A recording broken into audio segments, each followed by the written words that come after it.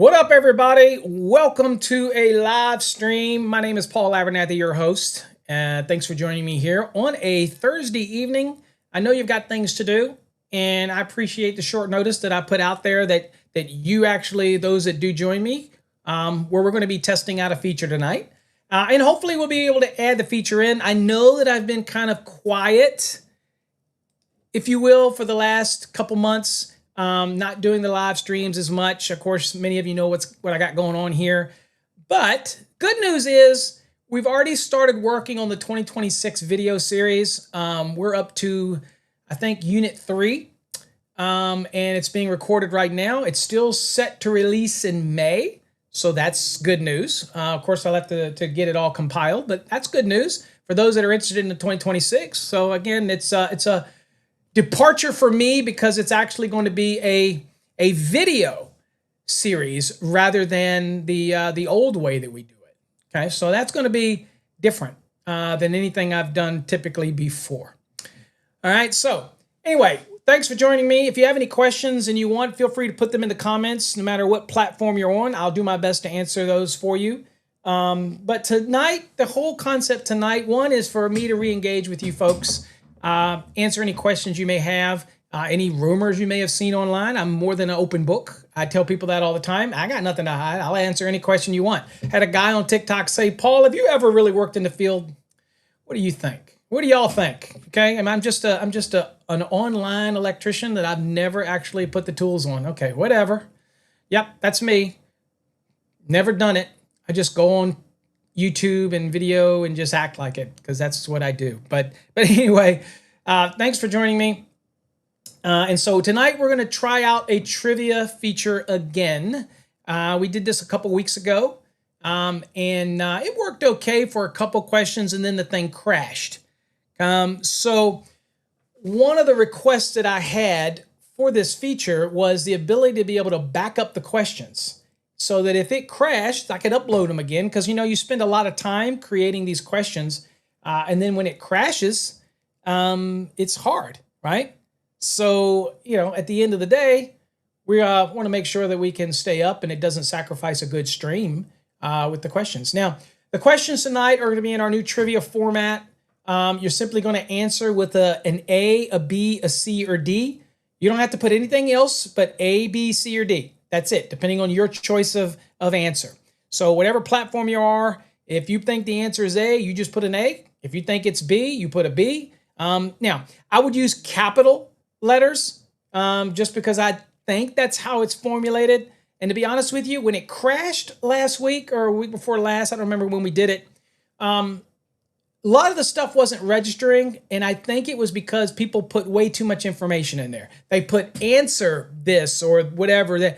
It's simple A, B, C, or D questions tonight, so if you want to partake in it, then you just put A, B, C, or D to meet your answer. Now, these are calculations tonight, so everything tonight is based on some type of calculation. Realizing that the trivia feature that we're going to be using, and this is exciting for me, does allow images. So what does that mean in the future? If this works out, that means that some of these training sessions that I'm going to do, I'll be able to put an actual image on the screen and maybe a full calculation, maybe everything that, may be for a load calc, and it might be able to put that on the screen and do it that way. So there's many things that we may be able to do with this, but I will tell you, EV Mux does listen. And they say they've made some changes, so we will see. We'll see how that goes. Before I get into that tonight, I want to remind everybody we do have a couple new blogs. I know that blogs have kind of gone out of flavor. People are like, I don't like to read. And that's kind of why we're doing the video series. Most of you know I'm against that. I'd rather you read something to prepare for electrical exams and to learn the NEC, but we did a survey, and the survey of various random selected students said that they would have preferred to have a video delivered program as well. So we don't want to do both because it's very time consuming. So we decided to go with the 2026. It's going to be a video series. Still going to have the competency reviews, still going to have all the other features, but it is going to be video driven. Okay, so that's excited. But right now in the month of April, we are recording those videos, and it's hundreds of videos, so we're still working on those. So again, we're excited, okay? Let's see here. Question. PDX says, quick question, when are you doing the horse racing again? Might do it this Friday, tomorrow night. I'm not sure, but trust me, it will be back, and our reason is I just like it. And yeah, I know for some people, they're like, it's quirky. You wouldn't believe, folks, some people have zero life. They literally sent me comments on those videos of that stream that, I had somebody send us, some of what's his name's minions sent them, hoping my wife would die, hoping that I got cancer. I have never, ever done that to anybody. I could not wish something like that on my worst enemy. It's awful.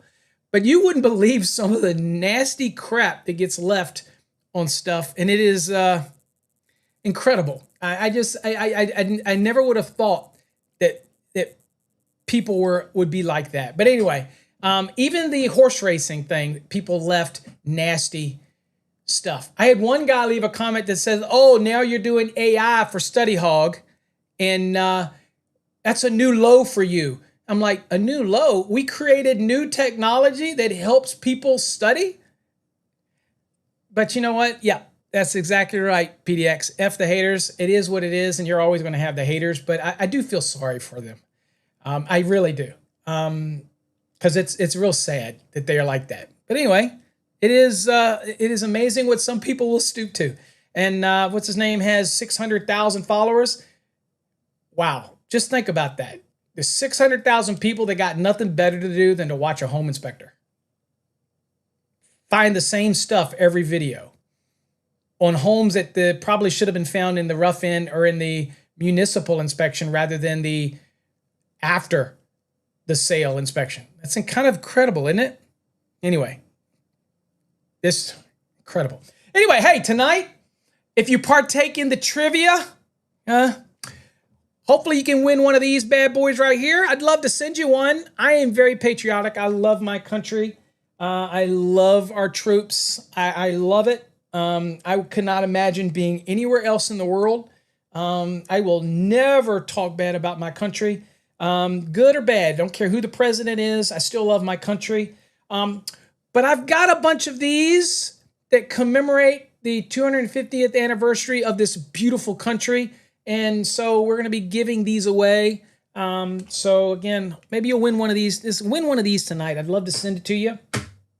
So they're going to be available tonight. Okay. I hope you're here to join in and chime in and let me know your thoughts. And I'm more than happy to answer any questions that you may have. Okay.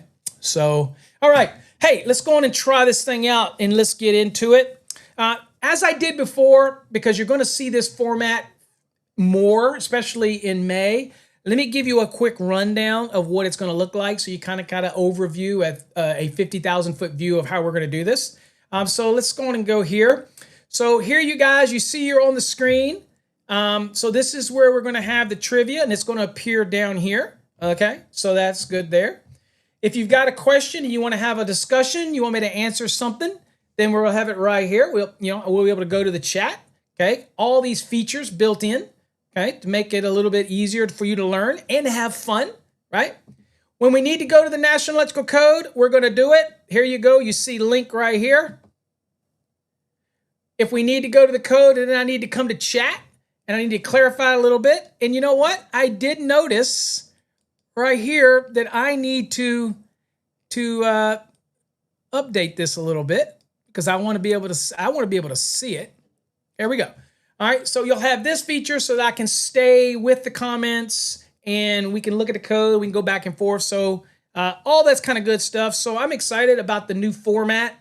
Hopefully y'all are too. And we can create some great content moving forward.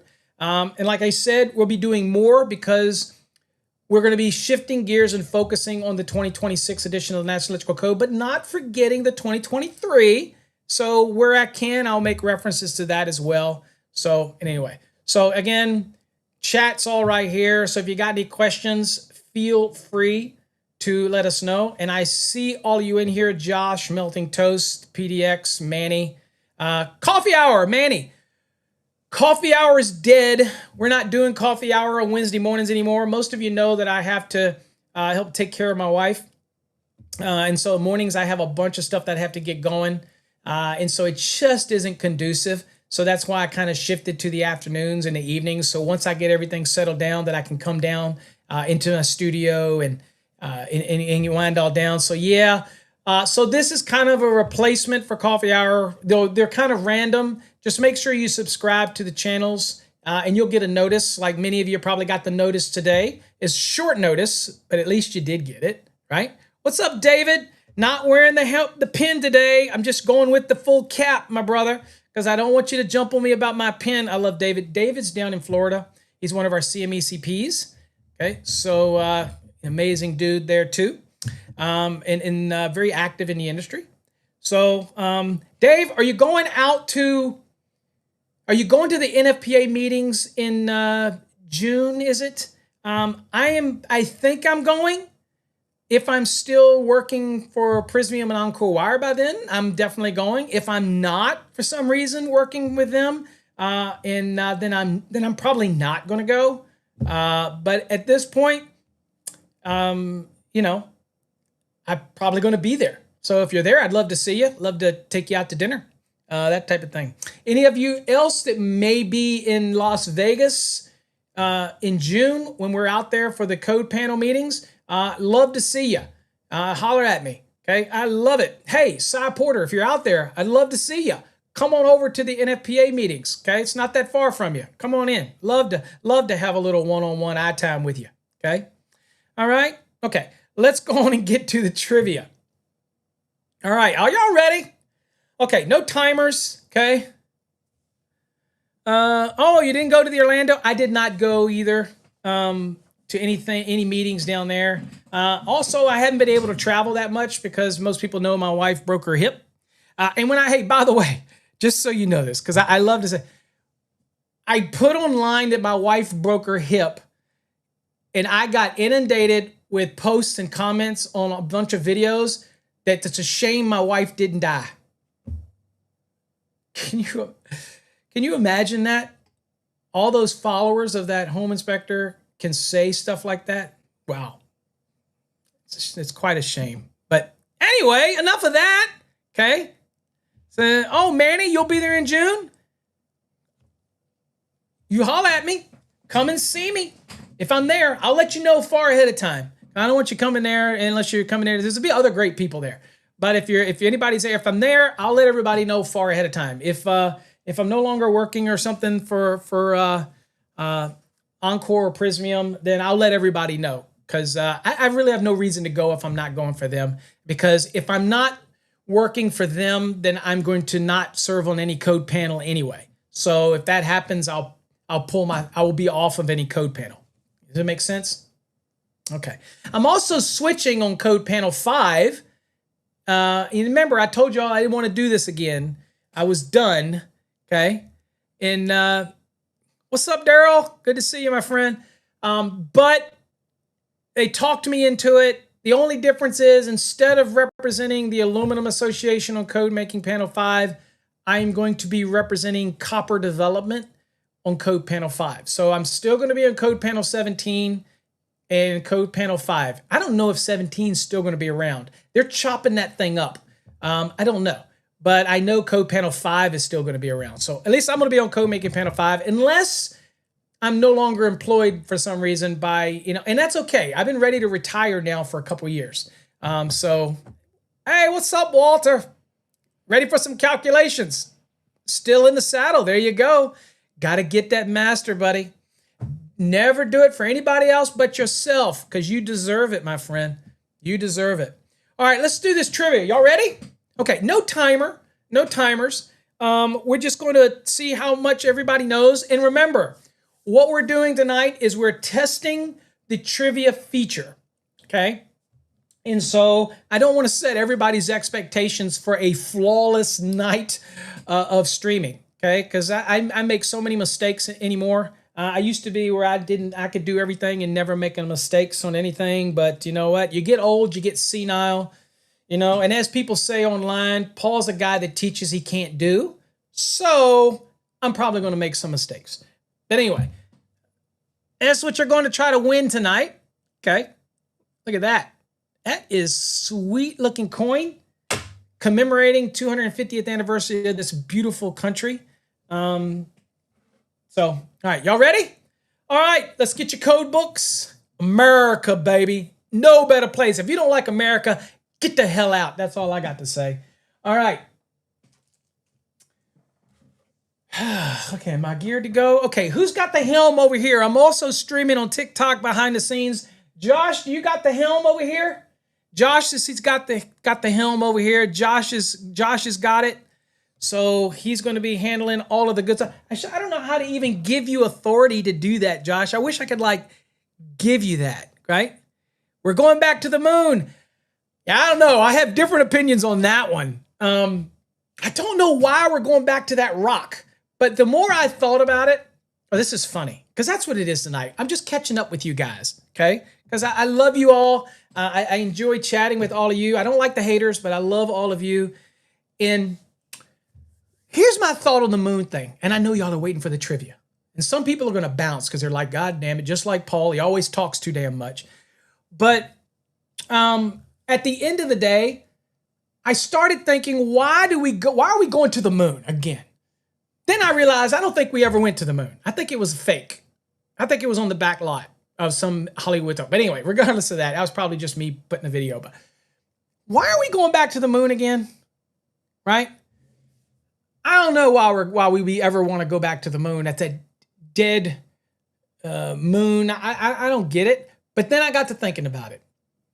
It's history. 200 years from now, they'll be talking about this because this is the farthest that man has probably ever traveled, right? In a rocket. It's going all the way on the other side of the moon. Now, 200 years from now, we'll probably be, Star Trek, right? We'll be doing warp speed, going all over the place. But if you think about it in history, they're going to look back on it, and you guys and me are part of this history. This is the furthest I believe we've ever sent man and woman, right? It's the furthest. So that's history. So we're making history. So when I got to thinking about that way, I'm like, okay, makes sense. I want to be a part of history. We're all going to die. We're all going to turn to dust. But, you know, it's cool. So I'm okay with it. Shit, my tax dollars can go to other things anyway. So, you know what I'm saying? So if I think about it, I'm just part of history. And you know what? If that's what my country wants to do, I'm not a politician. I don't like the left or the right. Everybody knows I like Trump because I just like his no nonsense, but it's not political. I supported Biden. I supported Obama. I support my president, even though I don't like certain things. It's because I'm American and I want what's best for our country. So I wish they'd all stop fighting and all get together and just make things great for all of us so that we all can just relish in the goodness of this country. I don't know. Enough of that. But anyway, I think now I believe this thing, this Artemis thing is going to go down in history. And that's great. We lived during the time where we sent somebody that far away. Now, this won't be nothing 200 years from now. 200 years from now, they're probably out on the other side of the Milky Way, and we'll look kind of caveman-ish to now. But, you know, right now we're living in it, so it's going to be cool. Yeah. Okay. Well, whatever I said on that. All right. Let's see. A couple questions real quick. How's my mini tractor? You mean my excavator? Mini excavator's doing good. I haven't started it in about a month. I hope the battery's not dead, but it's starting to get warm here, so I'm going to be doing some more digging out here. And I like to think I'm doing work, but I'm probably not. I'm probably just digging in the dirt. But I had a garage that's going in, but I got so many stumps I still need to remove. So anyway, it's 21 minutes in and I haven't even done trivia yet. I'm sorry, guys. Let's go on and get to the trivia. Okay. All right. Y'all ready? All right. Let's do the first one. Get your code books ready. And if we need to go look things up, we'll go look things up in the code because I've got the NEC link all fired up. Let's do it. So let's do the first one. All right. Now, remember, all you got to do is put an A, B, C, or D in your chat. That's it. You don't have to type anything else. Just A, B, C, or D. That's all you have to do. Just put an A if you think A is the answer, B is the answer, C is the answer, or D is the answer. And you can guess, but the chances are you might not win. Right? So, let's see here. It is fun digging in the dirt. We're all, no matter how old we are, it's just like one big kid with our Tonka toy. I love it. It is, it's the neatest, it's the funnest $10,000 I've spent because that's it, because $10,000 to get it from China. So anyway, put your comments, let's get your comments in there. Let us know what you think. So it says, what is the minimum size octagonal box for 4 12 AW, American wire gauge THHN conductors, 1 fixture stud, 1 hickey, and 4 14 gauge fixture wires? Okay. Now, I'm going to tell you something about these. Now, I have put some questions in here that may not necessarily be right because I'm testing the feature. And I'll let y'all see if you find it. And I also put a question here so that I can discuss it and also make it a learning moment. So let's see if you can find it. And it may be, here's a hint, I may have given it to you right off the bat. Okay. You never know. Okay. I'm just saying, I might have thrown it up. I might have given it to you right away. Let's see what your answers are. All right. So an octagonal box, we know is a metal box. So that's a hint. Okay. And so we got 4 THHN 12 gauges, got 1 fixture stud, got 1 hickey, and we got 4 14 gauge fixture wires. Now, I may have thrown something in here that I want to teach a lesson on. In fact, it may be this question. That's another hint. So see if you can find what it is. All right. So you're not just answering the question, but you're also going to see if you can catch a possible issue in this question. Dude, I can't give you any more hints than that. I'm almost giving it away. Okay. All right. So we got Daryl's got something out there. Daryl's throwing a B. Remember, all you got to do is put A, B, C, or D. You don't have to have anything else. That's all you got to do. A, B, C, or D. Put it in there. And then I will dissect this question for you to kind of give you a hint because I've given y'all a lot of hints on that there may be something going on here. Okay. So, But I like to do that. And since this is a testing night, I didn't want to, because I've already been into this thing 25 minutes. So I figured instead of the suspense, I'll just tell you up front. And we'll look at this code question and show you how to dissect it. So we got B, A, and remember, guys, there may be a delay on here. So that's why we're really, I'm leaving it open so there's enough time for everybody to get their answers in. And when I think it's done, I'll reveal it. Okay. All right. R3D says, looking up the 414 is if there is a total volume for them. Okay. Again, just use what's in the question. And I think you're on to R3D. I think you're on to the part of this question that is, and now the point of this question, for those that are taking an electrical exam, you'll get a question like this, and it may have something wrong with the question, okay? So I can't give you enough hints, but just look at it.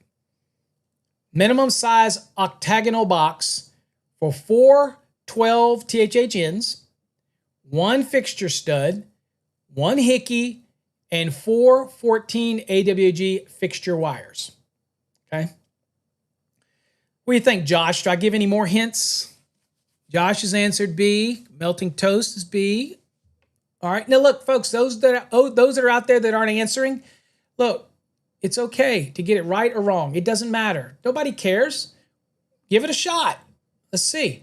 And then I'm going to turn this one into a little lesson because I knew that I would be long-winded for the first 30 minutes of the damn thing. So that's why this was the first one.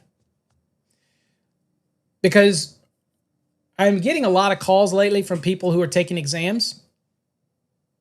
And this one can be one that tricks you if you don't pay real close attention to it. Okay. All right. So let's go on and see what we got here. And let's see. And now this is going to show you what the right answer is, but we're going to see whether or not it's right or wrong. Okay. So let's do this and we're going to reveal the answer. And it says the answer is C, okay? 4 by 1.5, or basically that's 1.5 inches, that type of thing. So again, so of all the answers, there we go. All right, so C. Now, may or may not be correct. Okay? I say let's do a little mini lesson. You ready? Okay, let's go to the NEC real quick. All right, you guys, you can hear me good. Let's do this real first. Let's go here first because I want to see your comments. All right, so what we're going to do is we all know that when you look at this question, this is actually a box fill type question. So we're going to go to 314 and we're going to go to 314.16. Okay. All right, and we're going to get rid of this here because all this is just in the way. All right, so we're talking about box fill right here. All right, now the first thing though is we've got, oops, let me get it down here. We've got this table right here, right? So we've got this little table that we got right here. And you see these octagonals, right? And you see this one is 4 by 1.5, this one, right? And so when we got in the answer, we had this 4 and 1 1/4 one, and then we had the 4 and 2 1/8, okay? So it's either which one of these, okay? So we know that the choices are here, okay? And I know the screen is hard to see. I'll go to the full screen here in a second. But here we see what the cubic inches are. 12.9, 15.5, and 21.5. So that's the cubic inches of this box, okay? So these are 3 of your 4 choices, okay? When it comes to an octagonal box, okay? All right, so let's go ahead and go to the full screen because it makes it a little easier. Now, I won't see your comments, but you'll be able to see the full screen. A little bit easier to do this. All right, so let's go on and look and see what everything counts as. All right, so when we're doing conductor fill, right, we're going to be using here, and it says each conductor that originates outside of the box. Well, we don't really care because the question is telling us what we've got coming in, so we know the numbers, everything like that. So we're just basically, they all count once when they originate outside of the box, right? So that's good. But what we want to do is see what these other things in the question count as. let's see here. So really quickly, let's see here. We've got the clamps. We didn't have anything. Yokes. Let's see here. Oops, hold on here. There we go. Okay, so here's our studs, right? And they count as a single volume, which basically translates to one conductor. Oops, hold on, I'm losing my TikTok.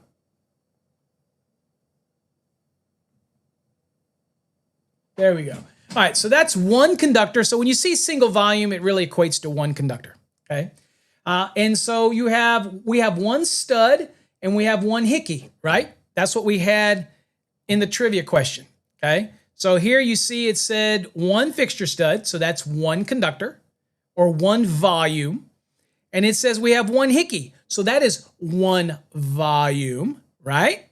And we had 4 12 THHNs. Well, you use the largest conductors in the box, so that really means we have 4 12s, then we got 5 12s, we got 6 12s, okay? So far we got 6 12s.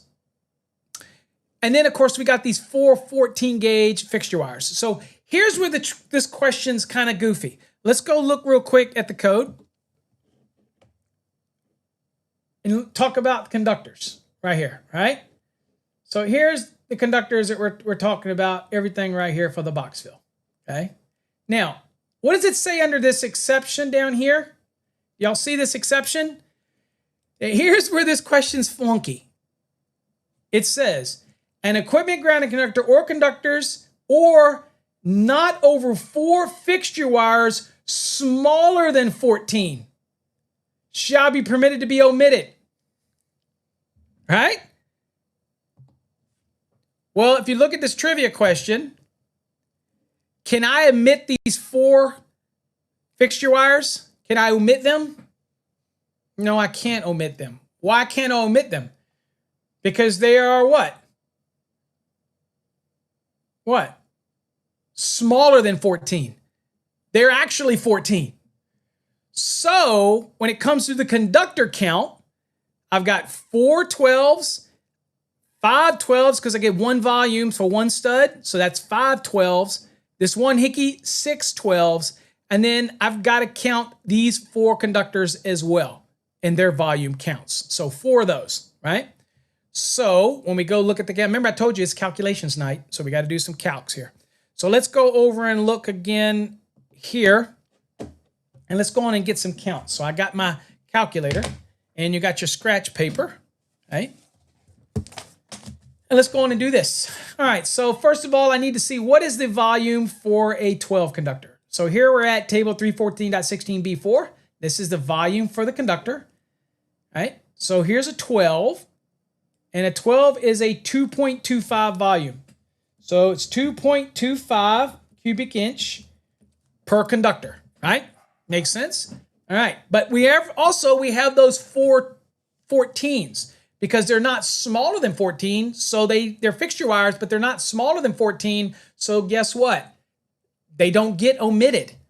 So they are 2.0 each. So we'll do that. So that is 2.00 cubic inch for the 14, okay? All right, so we have the 14. My wife did not listen to me when I told her I had a live stream tonight, okay? So anyway, is what it is. And she's going down the steps again, folks, and she's got a broken hip, but she's still going down steps. So what can you do? All right, so now let's go down here and say, let's see here. So remember the conductor. So let's go back. So now we know what our 14 gauge is 2.00 and our 12 gauge is 2.25. So again, let's go back and add up our conductors. Let's go back to the trivia. Yep, you can't keep a good woman down, man. She's struggling, but she's getting it done. All right. So let's look at this again, guys. So we have 4 12s. And then the fixture stud, it counts as 1 conductor for the largest in the box. So that is a 12 for that too. So we have 5 12s. And then that 1 hickey is 1 volume count. So that is 6 12s. So let's do 2.25 times 6. So 2.25 times 6, that is 13.5 cubic inches. Now let's do the 2.00 times 4 because we had those 4 fixture wires. Remember, they're not smaller than 14, so guess what? The exception doesn't apply, all right? So 2.00 times 4, that equals 8, right? So 13.5 plus 8 equals 21.5, right? 21.5. So now we go back to the code again, and let's look at those octagon boxes again, okay? So now we'll go back to the code. Let's go back and look at these octagon boxes again. There we go. So here it says 2 1/8 is 21.5, and that should be fine. We get here, and what did you see? We said the answer was C. But guess what? The answer is actually B. Now, these questions are great questions, and the reason I wanted to get this one out of the gate is because it would have been, the answer would have been the other one, right? It would have been the 1.5 if I would have been able to ignore those 4 fixture wires, but I can't. So again, you're going to see questions like this, and how does this happen, right? Now, the reason that I did this is, and I'm going to give a shout out to all those that did B. I'm going to give you the shout out personally. So I'm going to shout them out. But the reason I left this one like this is because I want you to see that sometimes you may get an exam question and it's a transitional question from a 2023 or some other edition over to something new, and they miss something. And so you have to really stop. And I told y'all all up front what was going to happen in this question. And so I knew that you gave the comments. So what we want to do is we're going to go over to the chat real quick here. Oh, let's do it this way. Let's go back and show some love to everybody that got this thing right. Let's see, where is it at? Hold on here. Let me go back here and shed some love on people, and then we'll get into some more questions. But I wanted to get this one out of the way up front. Let's see, where is my, there we go. David, I expect as much from a CMECP. So here you go, David. Let's see here. Let's see, who else? Melted Toast, he gave me the math. That's good enough. That was good enough for me. All right. Who else? Let's see here. There you go, Josh. Josh throwing it out there with the B. And by the way, though, folks, we're not going to count this one because it was the first one, so I wanted to use it as a lesson. So there's Melting Toast, getting it out there. There you go, showing what that was. Okay, so there we go. So granted, it's not going to count anybody because I already knew that one was messed up. So I just wanted to get that one out of the gate, right? Okay, so still a level playing field. But I wanted to use that as a little lesson to show you how you have to read the exceptions and understand how that works, okay? All right, y'all ready? All right, let's get started into some more here. You ready? Next question. All right. Hopefully y'all enjoyed that little first lesson about reading a question. But you guys that nailed it, you nailed it. Great job. All right. What is the minimum volume in cubic inches required for 2 10 AWG THHN conductors passing through a box, 4 16 AWG THHN conductors spliced, okay, 2 12 AWG THHN conductors terminating to a single 20 amp receptacle, and 1 12 AWG bonding jumper, okay? Now, again, the probability of having 16 gauge in there is probably not going to happen. Oh, by the way, these questions are from the database, from the 2026 database. Okay, so as you all know, we do not write those; we purchase those. So at the end of the day, that's why I couldn't change the other one for copyright reasons. So, but that's why I wanted to use it as a lesson. Okay, but this is just a matter of math. adding things up here. Okay. All right. So let's see, y'all. Give y'all time. I don't have any. I used to have. Hold on. What did I used to have? Hold on a minute.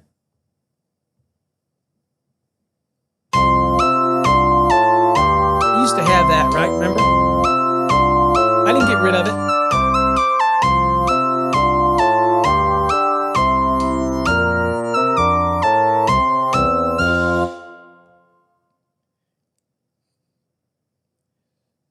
So we'll work all these is together. But what we know is what is the minimum volume based on the conductors and everything that we have here. So you think of these two tins, and they're simply passing through the box.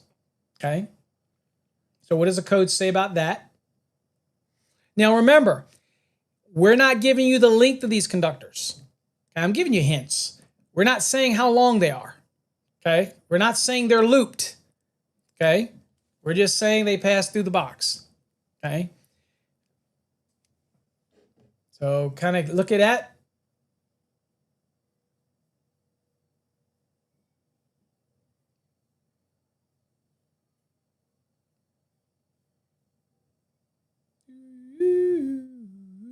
But they do have a volume, even though they're passing through. So keep that in mind. I don't want to, oops, kick the camera.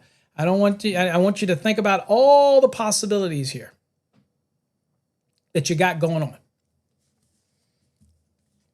And all you got to do is answer A, B, C, or D in here and see what we got going on. And so while I do this, I'll go on and get this for us as well. So let me go on here and look as well, just to show y'all I don't do these ahead of time, right? And let's see here. We got give you enough time to answer these questions. And let's see, 12s. I'm gonna do it with you. And I'm just to show y'all, I haven't done these ahead of time. I'm gonna do them with you. That type of thing.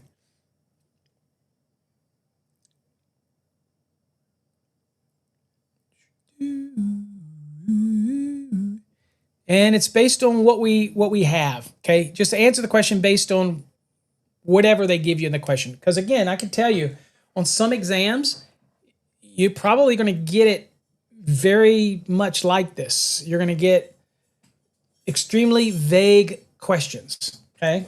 So I'm going to go on and do this as well. So let's see. I'm going to do this, and let's see here. Let's do that. All right. Double check y'all's answers. See whether or not you feel confident with it.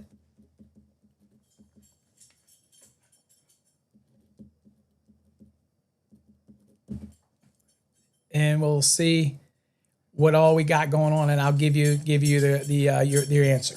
And I'm going to do mine. Oops. Real quickly. Calculator will work.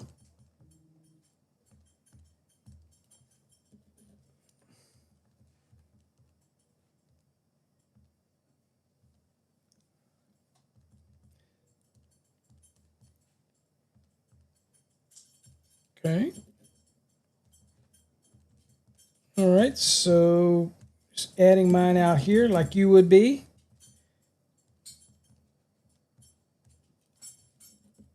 Okay.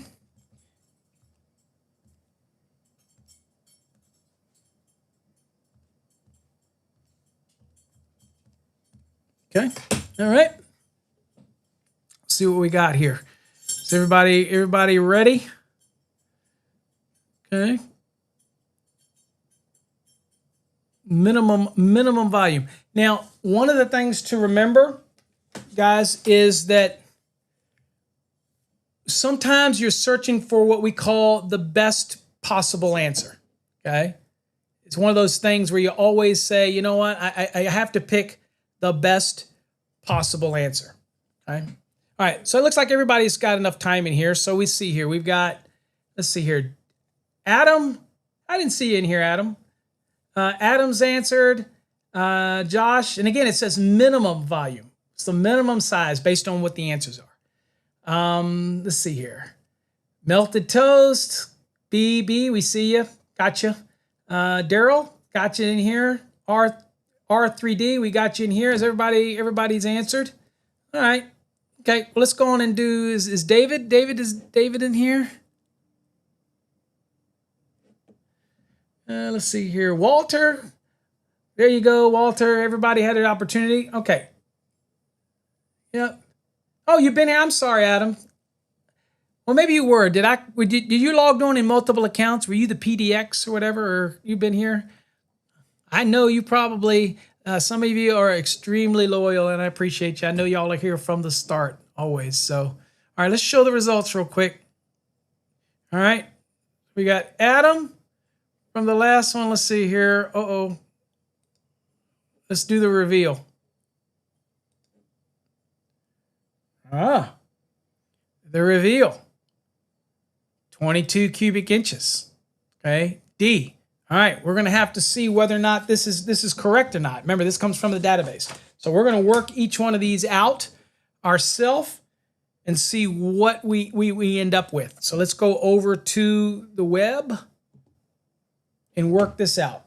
Okay. Well, actually, let's go to this one here so that we all can see the screen. Okay, so we at least all can see the screen. Okay, so the question, the trivia says, what's the minimum volume in cubic inches required for 2 tins conductors passing through?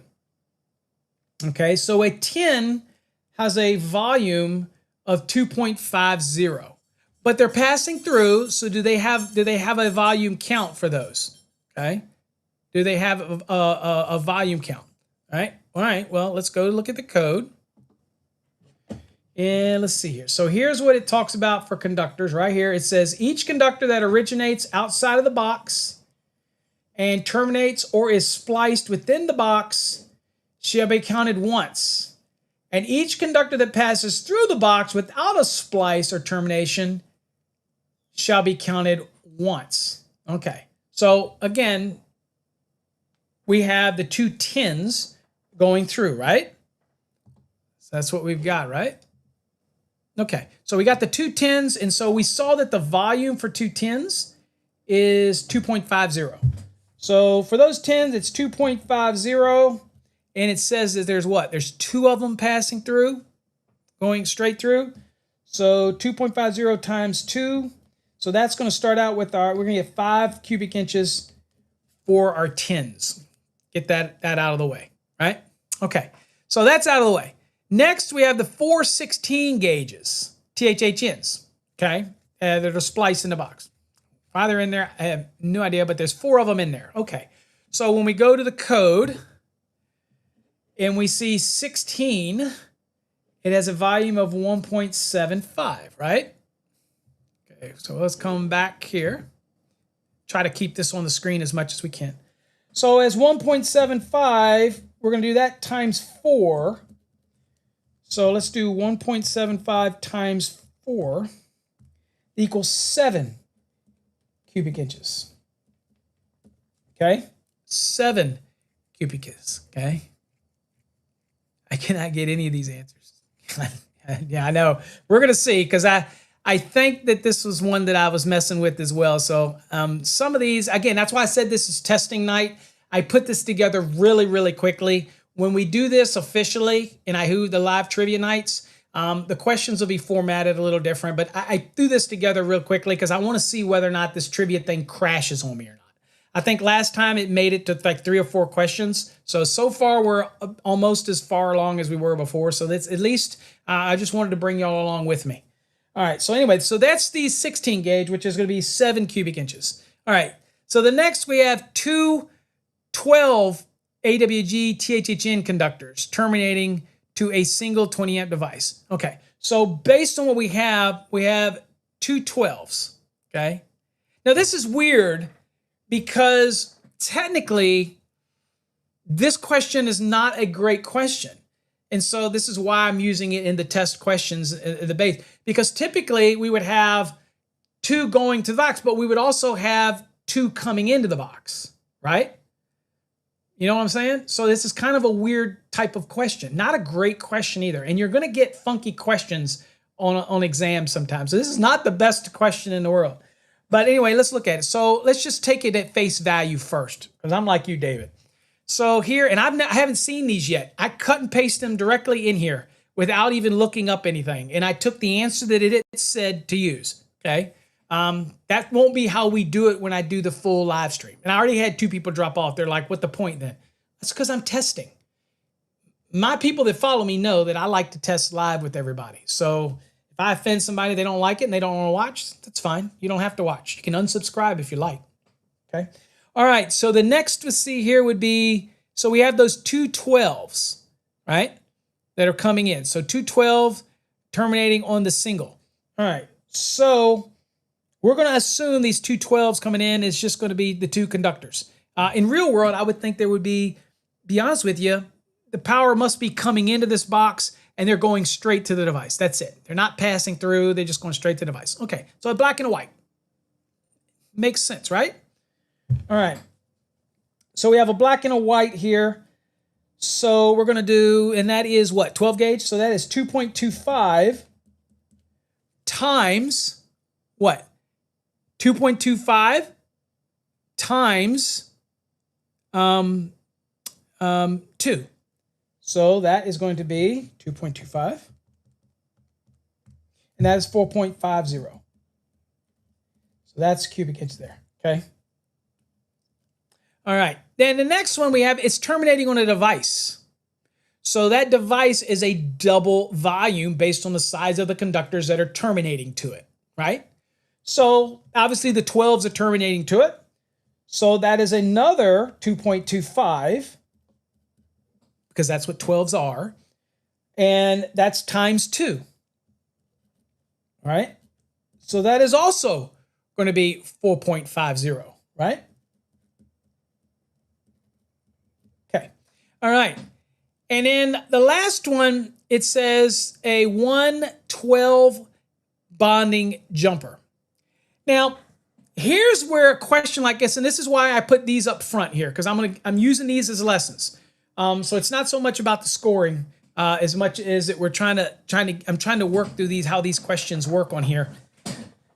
I think that's a poor question because it shouldn't be a 12 bonding jumper, but maybe it's 2 ways you can answer this. If it really is an equipment grounding conductor, then it's going to count. But if it's a metal raceway, like EMT in a metal box, and this is truly just an equipment bonding jumper from the box over to the device, then it doesn't originate outside of the box, right? So it doesn't have a volume to count, just like you don't count wire nuts, right? Just like you don't count lock nuts, okay? So I'm going to say that this is EMT. I'm going to say that this is a metal box. I'm going to say that this is a bonding jumper, equipment bonding jumper, right? Cassie. Oh, you're using that? You're not using Trade Hog? Come on, man. All right, so see, Cassie's wrong. You need to use Trade Hog. All right. And we should go to Trade Hog and put that in there and see what Trade Hog comes back at. Wouldn't that be fun? Y'all want to do that? Put Trade Hog on a spot. All right. Anyway, because this is really a poorly written question, by the way. You can tell I did not write this question. All right. So let's see here. So we're not going to count that bonding jumper. Okay. So let's add these numbers up. So we've got 5.0 plus 7.0 plus 4.50 plus 4.50, and that is 21 cubic inches, right? That's what I'm saying, 21 cubic inches if I've got everything right. So now this one says 22 cubic inches, right? Now, to me, this question should be C, should be the answer for me, because it's asking what the minimum volume in cubic inch required for these volumes. So for me, when I add it up, I'm seeing the 2 10s at 2.50 times 2. I'm seeing the 4 16s. Okay. I'm seeing the 2.25 for the 12s times 2. But here's the thing with questions like this. You ready? If this question included an equipment grounding conductor with those 12.2, then it would be an equipment grounding conductor, and at least it has to count for at least what? What do we do for equipment grounding conductors, okay? A single volume if you have up to 4. Well, this is an example that I want to show you about questions that in this one, and the key takeaway tonight is these questions are out of various databases that are available online, and they get it wrong too, folks. Okay? Just want you to know that, because I don't think this is the right answer based on the wording here, right?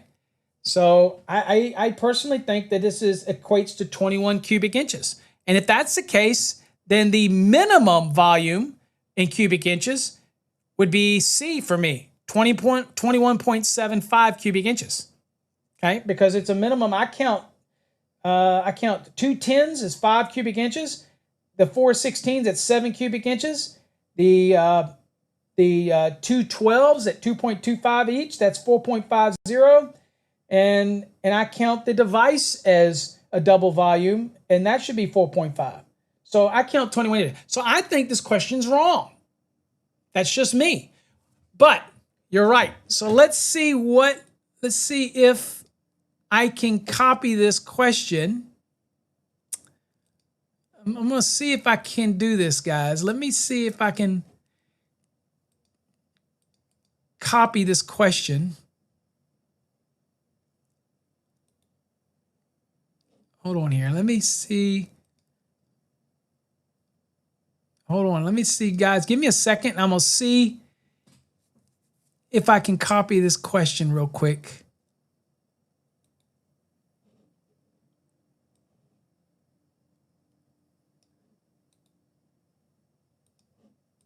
Because that's what we're doing. We're gonna play and see what we got. So let's go. So this is the one where we're on, right? Okay. Let's go look real quick. I'm gonna go over here. Let me see if I can get it keyed up here, guys, because I like playing around. This is live. Let's do it. Let me see if I can log. Let me log into Hog. Oh, by the way, for those that aren't familiar with the Hog, I'll show it to you. Let's look at the Hog real quick. So this is Trade Hog. So again, for those that aren't familiar, there's a demo on here where you can test it out, but you only get a few questions.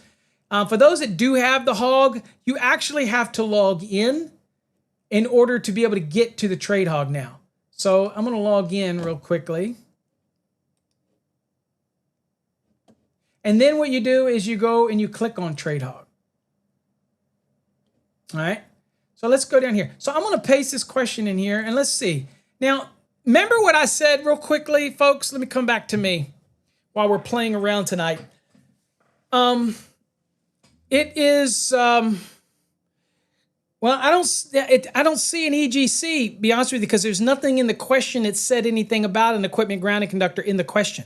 So I don't want to assume the question. So the first 2 questions, I might be the first 3, I don't want to give it away, are bad questions, and I wanted to highlight that while we're doing this test run. That sometimes you can get bad questions, but it doesn't make you freak out and think you're not doing good if you're studying, and that type of thing. You're doing a great job, and you just may get some bad questions in every database. And I just want you to realize that just keep at it. You're going to be fine. Code experts that post databases online are wrong too, guys, because sometimes they get real quick and they don't really double check things. So, I mean, just you're getting it. All of you are getting it. But anyway, okay. So, but I didn't see anything about an equipment ground in there. So I don't want to assume an equipment ground, in there, because it didn't make any statement. Because it could be all metal boxes, and the Raceways itself is the equipment ground. You get what I'm saying? So anyway, to that. Okay, so let's go on and look and see what the Hog says. But remember, the Hog doesn't like slang. And there's a lot of kind of nuancy slang in this question. Okay? All right? So anyway, we'll kind of go look at it. Daryl, tell us you got 21.75. Tell us how you got. That's the choice. That's the box. That's the answer I think it is too. Okay? All right. But anyway, let's go to the Hog. All right, so here's the Hog. I posted in there. Let's click the Hog and see what the Hog says. Let's see if the hog is smart. I don't imagine it's going to get this right because this is a poorly worded question. Cassie might be very similar to what Cassie did here. Let's look at it. All right, box fill. All right, the 2 10s that pass through, okay. The 4 16s, okay. The 2 12s terminate on the device, okay. The device yoke, double allowance, yeah. And here, the bonding jumper, So here's where it did. Okay, cool. So there you go. So that's why the question is poorly written. So the person that wrote this question, they should not have used the term bonding jumper. You get what I'm saying? It should have been equipment grounding conductor, right? That type of thing. Why is that? Well, if you go to the code, and we'll go to the code real quick. The reason I say that is because we'll share this real quick, that it says right here, okay? Let me show you. Right here when it comes to conductors, Phil, right here. See right here? It says each conductor that originates outside of the box and terminates or spliced within the box shall be counted once. Okay? See what I'm saying? Here it says a conductor that no part of which leaves the box shall not be counted. Right? So in that question, that's an example where you got to get into the head of the author, right? And so if I was assuming that was an equipment ground, then I would have said, okay, then that would be, you're right. The answer would have been 22 cubic inches because it would have been one equipment ground, and that would have been counted as what? That would have been counted as a volume, okay? But at the end of the day, that's not what this question says, right? Right? So this is kind of used it to do a little lesson today. Be careful in reading some of your questions. Now, this is an example where, what if you challenged this question on an exam? You may have a chance to win a challenge here. Again, if they really let you challenge it, because if that is truly a bonding jumper, then we're not to assume anything, right?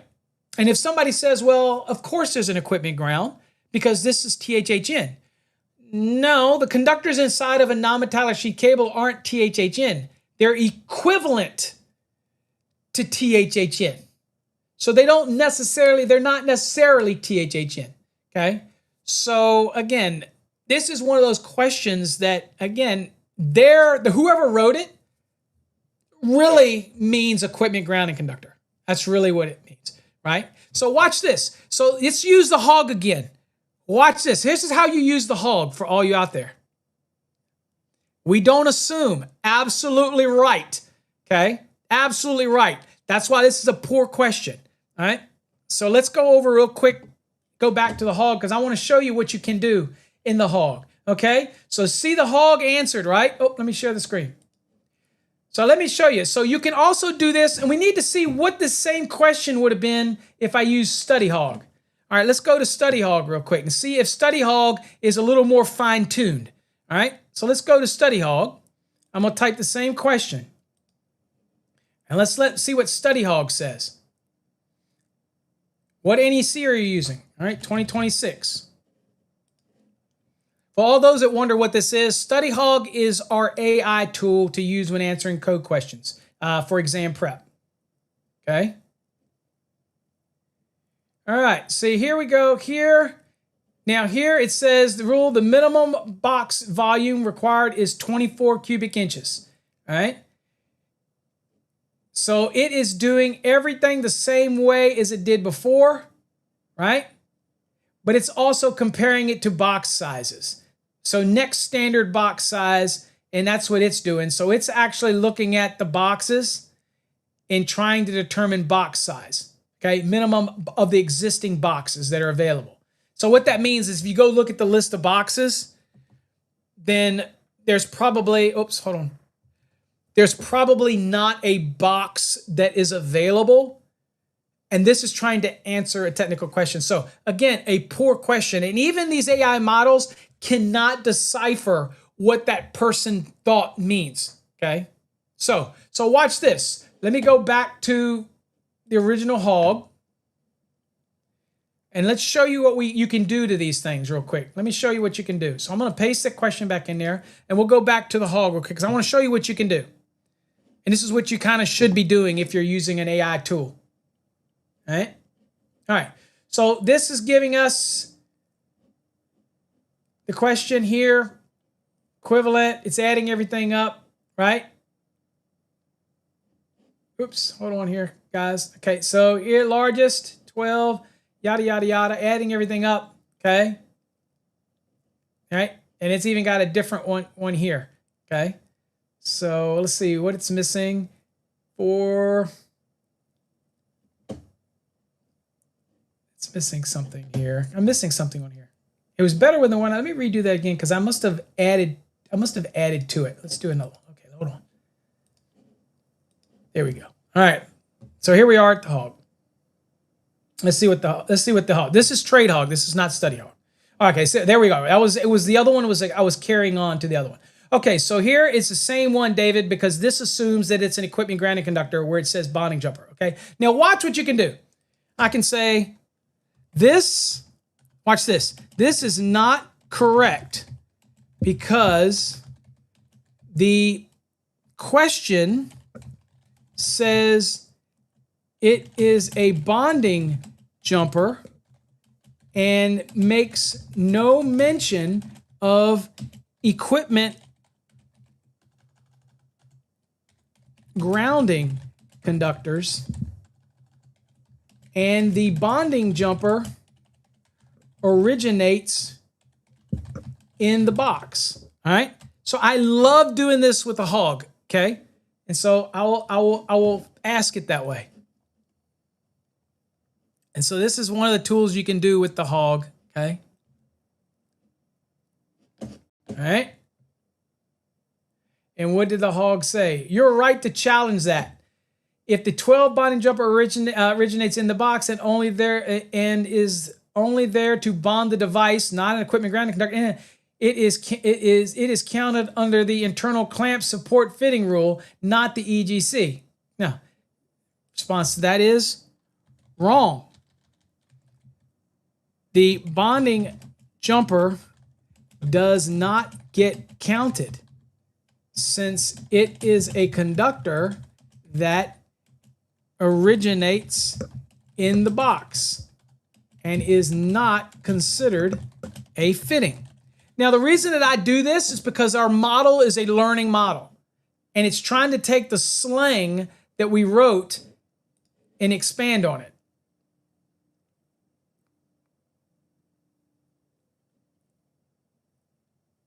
All right, so it's going to go back in. You're correct. The bonding jumper that originates in the box is still a conductor in the box, and it does get counted. The NEC does not exempt it because it originates there. See, it's fighting me.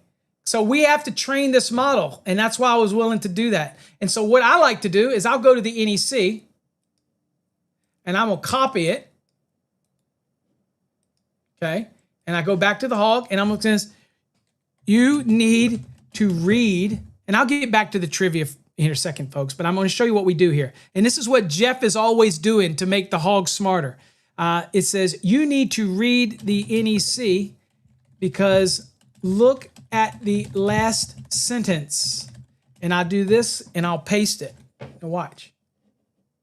And then I'll do quotes. Right? Now watch this. So I'm posting this in there. Right? So now look what it says. Okay? So it's changing its value, right? So it's telling me so this is 4 allowance. So now it's coming up with a 21 cubic inch. So that is what I came up with. And so you see how you have to train it? I just thought it would be fun for y'all to see. We're just here chilling out, but I thought it would be fun for y'all to see how we train the tool, because No AI tool is perfect because it doesn't understand the slang. A bonding jumper, it doesn't understand, right? What does it say? This guy needs some of that some of that, hey boys. I'm not sure what you mean by that. So that is why we're always training it, guys. So we're constantly working on the model. But you see how a poor question can result in the AI giving you poor results. So the old saying, crap in, crap out, right? You get what I'm saying? Now, how would we rewrite that question accurately? All right, so let's go back over here. Now I'm going to redo that and show you what it would be. So I'm going to paste that in. I'm going to paste in the question again, the original question. But instead of saying 112, I'm going to say, watch this.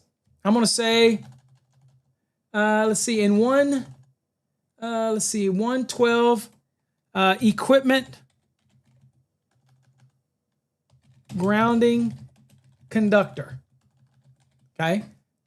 So again, we'll do it like that. So now we'll do this and I'll do the trade hawk. So a little bit more accurate terminology, although it's still a crappy question because when are we going to see 16 gauges in the box, right? So now, if it understands the terminologies, right? So it's going to now get everything right and break it all down. See all the numbers? One equipment grounds, one volume, and now it's going to do the math. And that's where your 23.25 comes, and the minimum box is 23. So you get what I'm saying? So that's what David was getting, I think, when he was doing his question and seeing that type of thing. So even if tins pass through the, well, let's see here. Justin has got a question here. It says, even if the tins pass through the box, I would still bond around the outlet. Yeah, yes, I understand, Justin, but remember, exam questions you have to answer based on the question. We don't really even know it's a metal box. We don't know any details, so we have to answer questions. And these first two questions tonight, and it may be the third one, I can't remember if I did that. I wanted to have discussion because tonight's a test night. And I wanted to show you that a crappy question can yield crappy results, right? Because the reality is, none of these questions answers would have been accurate, right? When you have a question that doesn't give all of the information. So I could have tins passing through. However, I don't bond the metal box if the Raceway qualifies as an equipment ground. The metal box qualifies as an equipment ground. Then there's nothing to bond the box. But I didn't tell you, the question doesn't tell you whether it's a plastic box, whether it's a metal box, whether it's metal raceways. So again, we're trying to focus on, and I know code is minimum, but people are trying to pass an exam. So whatever somebody would do is irrelevant. It's what the question says, right? Is an important aspect of this. Does that make sense? Okay. All right. Long-winded lessons. But, you know, I do like to do those to point things out that sometimes you can get wonky questions and you'll get them even on an exam. And I just want you to be ready for that. Okay. Now, when we do the official trivia night, and I hope you all subscribe because I am going to do a trivia night. And I believe next week we're going to have an official trivia night. Oh, yeah, that's all right, Justin. You're cool. Yes, all we're doing is looking at code questions, so that type of thing, okay? Who's that? Melted Toast? Jorg, did I miss that? I'm sorry. I always love to let me go back. Oh, there you go. Boom. Hold on, wait a minute. Hold on. Wait a minute. I know I got sound effects for that. Is that Jorge? You passed. You got your. You're most welcome. You are most welcome, my friend. Yep. People like you realize that when I do these little things, I don't always put everything in here. I like to have questions that I can break down and discuss. But you are going to see questions that are definitely worded crappy, and I like to be able to do it. I don't think this is the third one there. I only think I did two, so I'm not sure. This might be a third one. That I think I think this is the third one. that I did. So anyway, well, check it out. I'll say we'll see. Let's see what the answers are. But I think this was the third one that I wanted to leave in here that I disagree with. But we'll see. So work this one out. But congratulations, my friend. It's a great feeling, isn't it? It's an amazing feeling to get that license. For anybody out there that's working hard to get their licenses, there is no better feeling. I have an engineering degree. All that did would cost me a bunch of freaking money. The best that I ever felt was when I got my journeyman's license all the way back in the 80s. And then I got my master's a year later. Oh, man. Amazing feeling. You know, it's like you can do anything. In most of the states, as a master electrician, you can design systems just like an engineer would. Texas, you can. Now, if they require a seal, no. But a lot of stuff doesn't require to have anything sealed by an engineer, and you can design it, that type of thing. But again, congratulations. I love seeing you folks successful. Okay, that's why I do it, even today. That's really the only reason I do it. Okay, so, all right, let's see here. All right. What do we got here? Let's look at another question. Let's see if this one's messed up too. Let's see if this one's messed up as well. Because again, I just threw these and uploaded them. I don't know what the answers are to these, okay? Now, when we do the trivia night, I will have those pre-done, so they will be done by me. And so, but on these, I just threw them up there because I want to see if it's still, it hasn't crashed yet. Knock on wood. So that's really what I wanted to do tonight. And I appreciate all you coming and helping me test this out. And let me know your feedback. Let me know if you like this, you like the look of it, you like how it does it on the screen. That's what I'm really here to do tonight. Tonight was a test because last week didn't work very good. All right, let's see. All right. How many conductors are counted for box fill for the following conductors and fittings? Okay. All right. So we're looking for numbers here. So it's not about adding up the volume. It's about numbers. Okay. Let's see how this works. So I've got 212 AWG Romex coming in, non-metallic sheath cable. Romex is a trade name of Southwire, an amazing company. Okay. Amazing company. Let's see here. I got one fixture stud. Got it. I got one hickey. Got it. These are kind of crazy questions because I really don't see fixture studs and hickeys anymore. You know, I'm dating myself. But again, for code questions, you never know. Let's see here. Oh, look at here. I got 4 14 AWG fixture wires coming through a canopy. Well, y'all remember the other one we looked at earlier? So maybe this is a messed up question again because it really should be for 18 gauge or 16 gauge. I don't know. I don't want to give it away. Okay.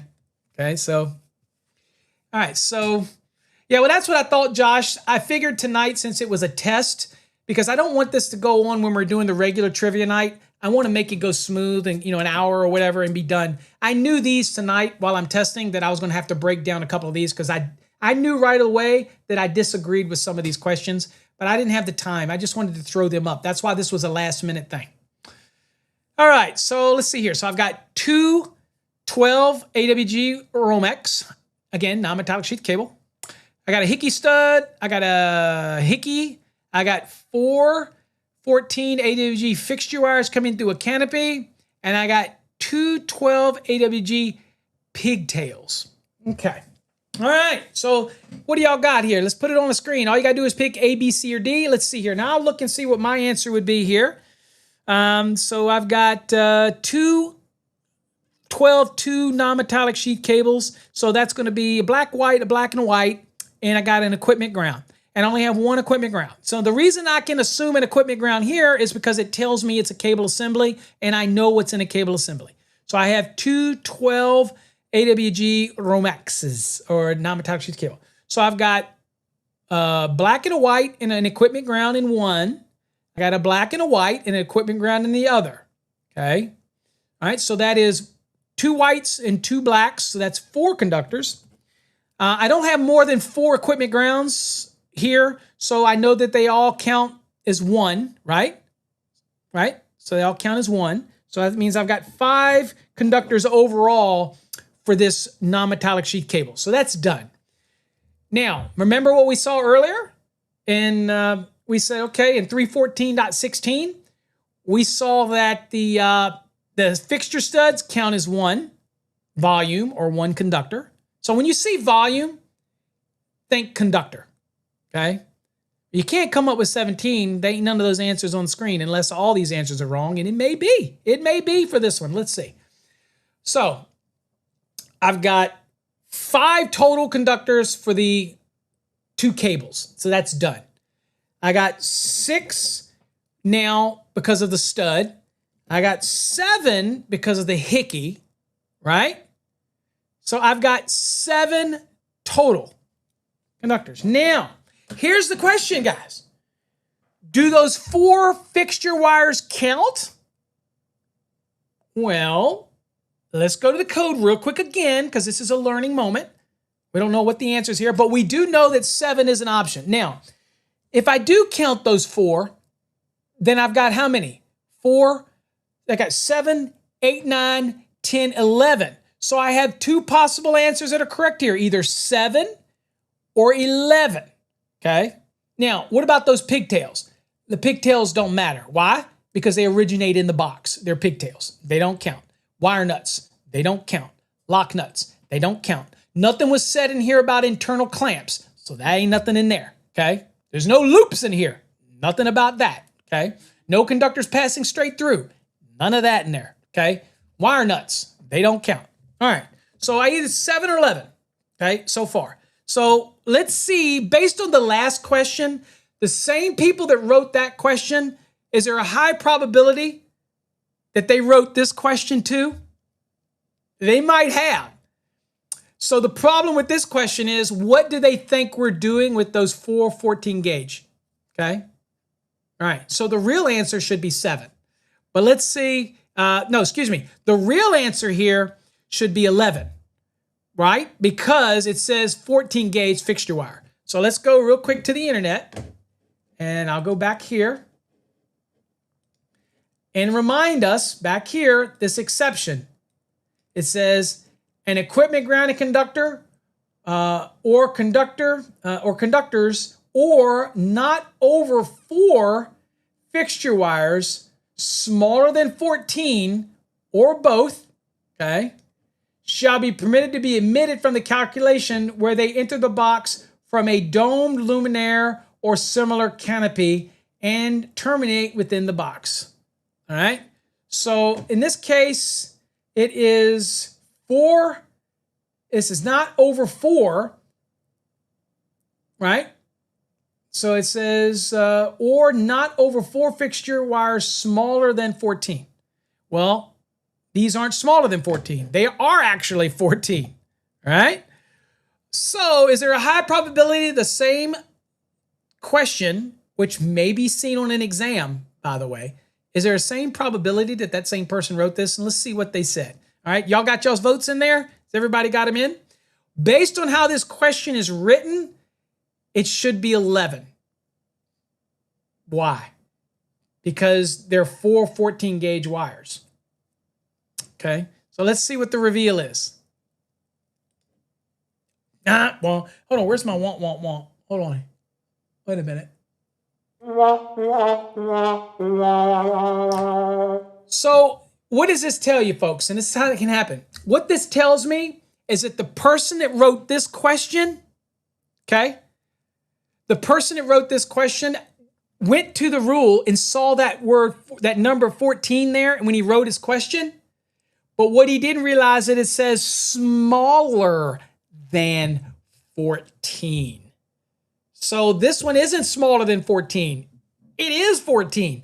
So in reality, womp, womp, womp. It's actually 11, okay?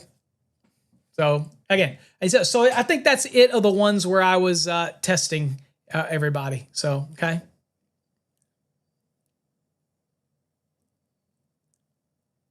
Let's see here.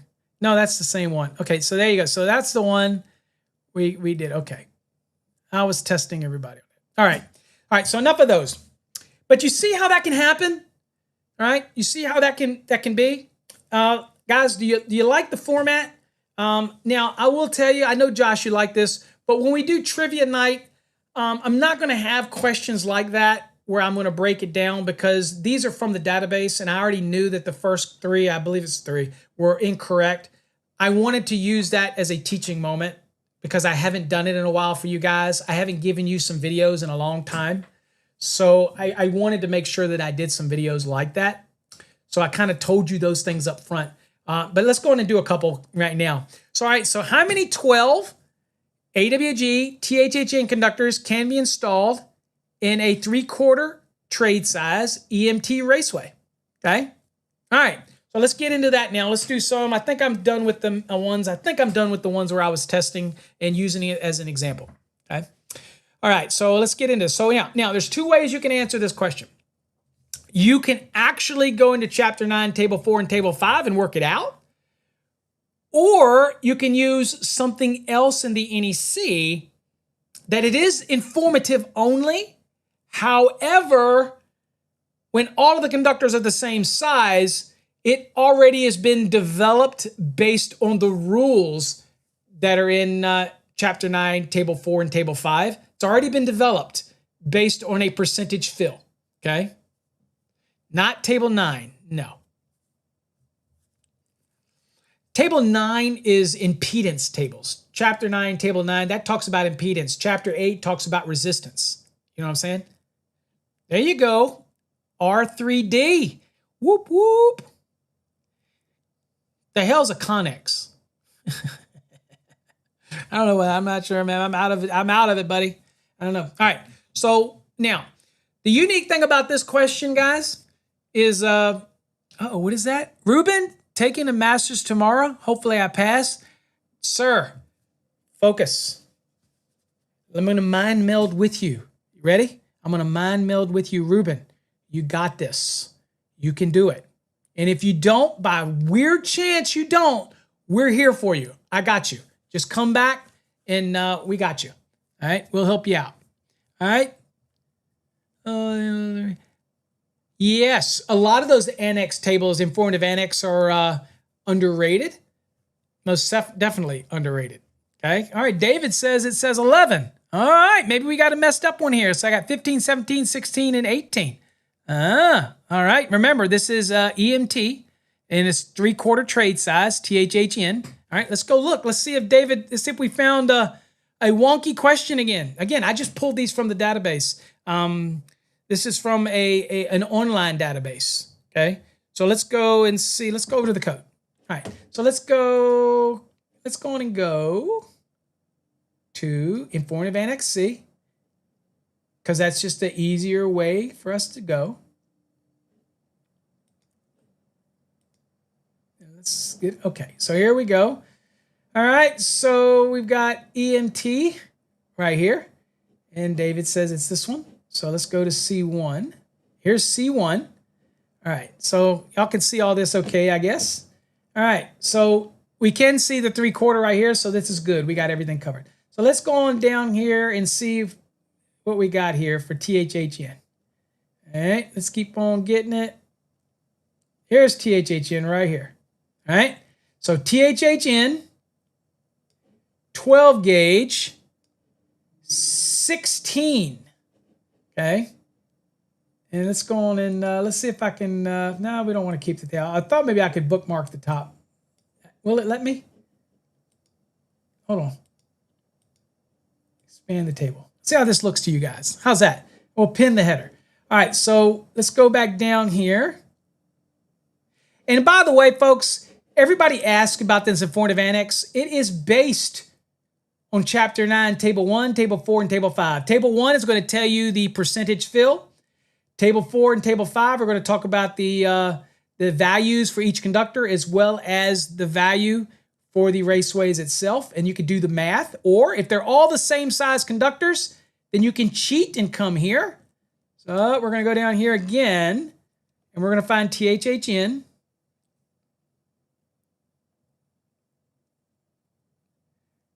And let's see, did I go too far? I think I went too far, didn't I?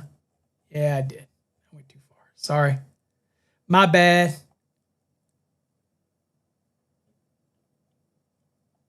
Where is it at?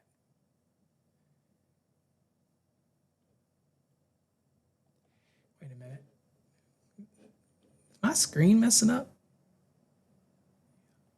There it is. Okay. So there we go. So there's the THHN. Here's the 12 gauge. And here's 3/4. So it says the answer is 16. Okay. So let's go back to trivia. And so let's see how many people got this right. Yeah. All right. So here we go. And so, all right, let's go. Let's do the reveal. There we go. 16. Okay. What's up, Adam? Ah, David, you at THHW. Yeah, I do. You know, David, funny thing is it's interesting because THHW, I don't know if any of us manufacturers actually make that. I really don't. I mean, I'm a director of technical services for the world's largest wiring cable manufacturer, and I don't think we make THHW. I think that we make THHN, THWN-2, RHH, RHW-2, XHHW-2, but I don't think we actually make that THHW. Interesting, isn't it? All right. So that was good. So that question's good. So let's see here. Just so you guys can see how this will work typically is what'll happen when we do the regular trivia night. This is what'll happen. I'll show a reveal, right? And see how it says, look, Eric Smith. Eric, I didn't see you in there, right? And it says you were the fastest. You got it, okay? And shows all of you that got it. Look at that. That type of thing. There you go. Look at that. So that's cool, right? So anyway, that's how that works, by the way, okay? All right, cool. Y'all want another question? Let's go. Let's do another one. That way you can see who all got it right. All right, next. Let's do this question. So anyway, while y'all are looking at this question, for people out there that are learning, we dissect questions, and sometimes we use crappy questions. But it's important because I utilize them in order to be able to dissect it for you. Sometimes we use database questions that are not ours, that are directly off the internet. And whatever answer they pick, I put there. Because even if I know it's wrong, when I'm doing these little lessons where I'm going to break things down for you, then I will let you know when it's wrong like I did tonight, and we'll break it down. On nights that I don't have a lot of time and we just want to go through the trivia, then I promise you all of the questions will be right because I don't have the time to do that. But I figured I haven't done a live video in a long time with you guys that have been substantial. And so I wanted to get together with you guys and be able to answer questions and do some of these, okay? That type of thing. So, and Adam with this coffee. Do you have your coffee, Adam? You don't have it tonight? I had my coffee, okay? There you go. Justin, I don't,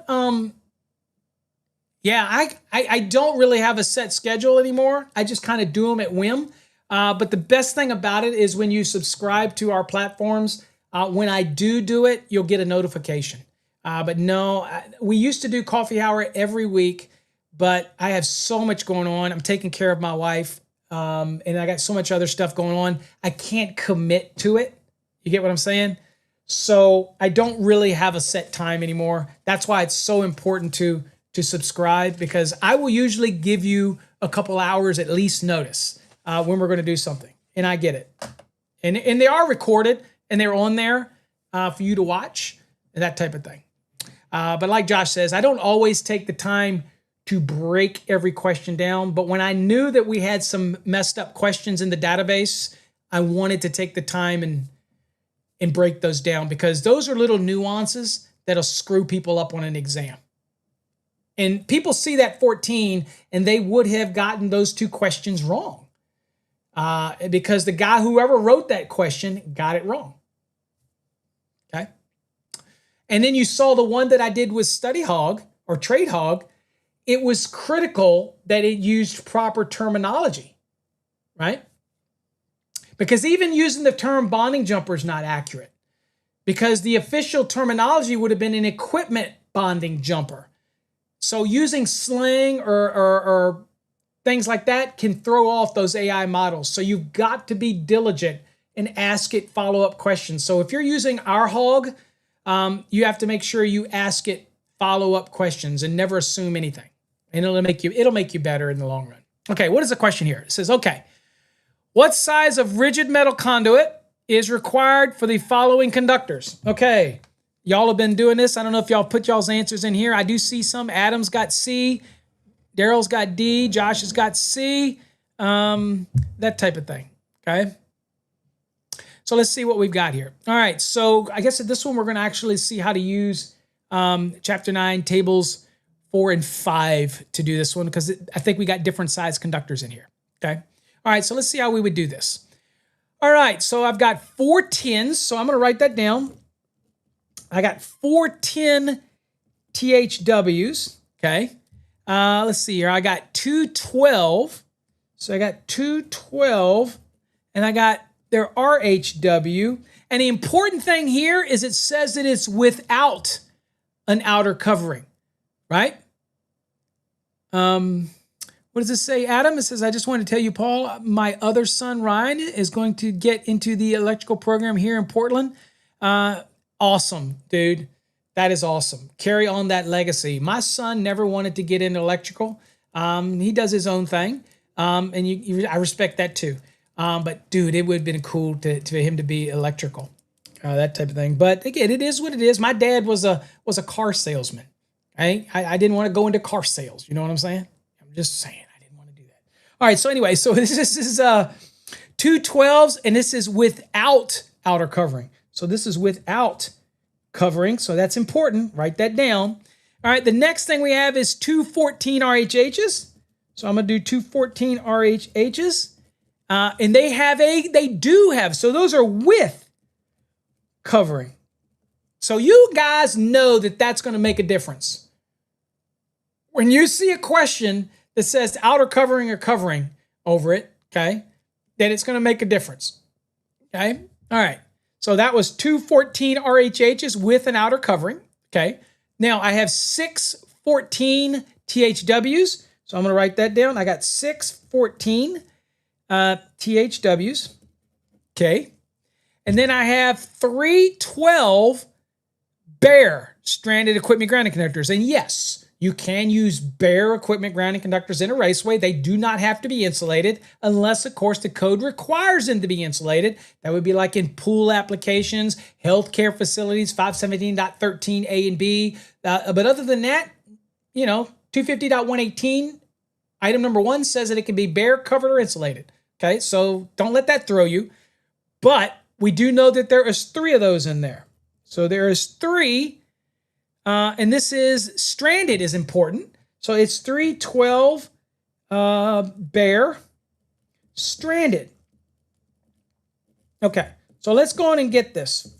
Okay, so now it wants to know what size rigid. Now, the first thing that you all know is that we've got more than 2 conductors in this Raceway, so it's a 40% fill, right? Where do we see that? All right, well, let's go back to the code really quickly.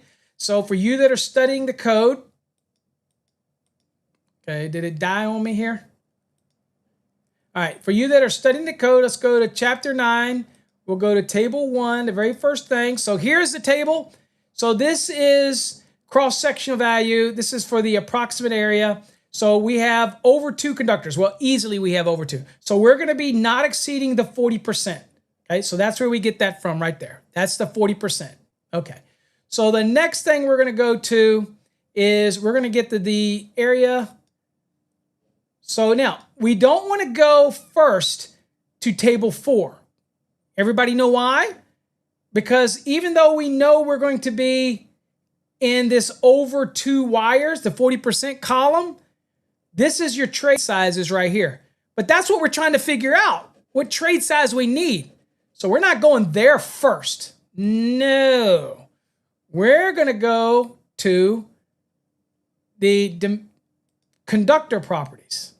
So we're going to go to Table 5 first, right? All right, so let's kind of start getting our values real quick. All right, so first one was a 10 THW, remember?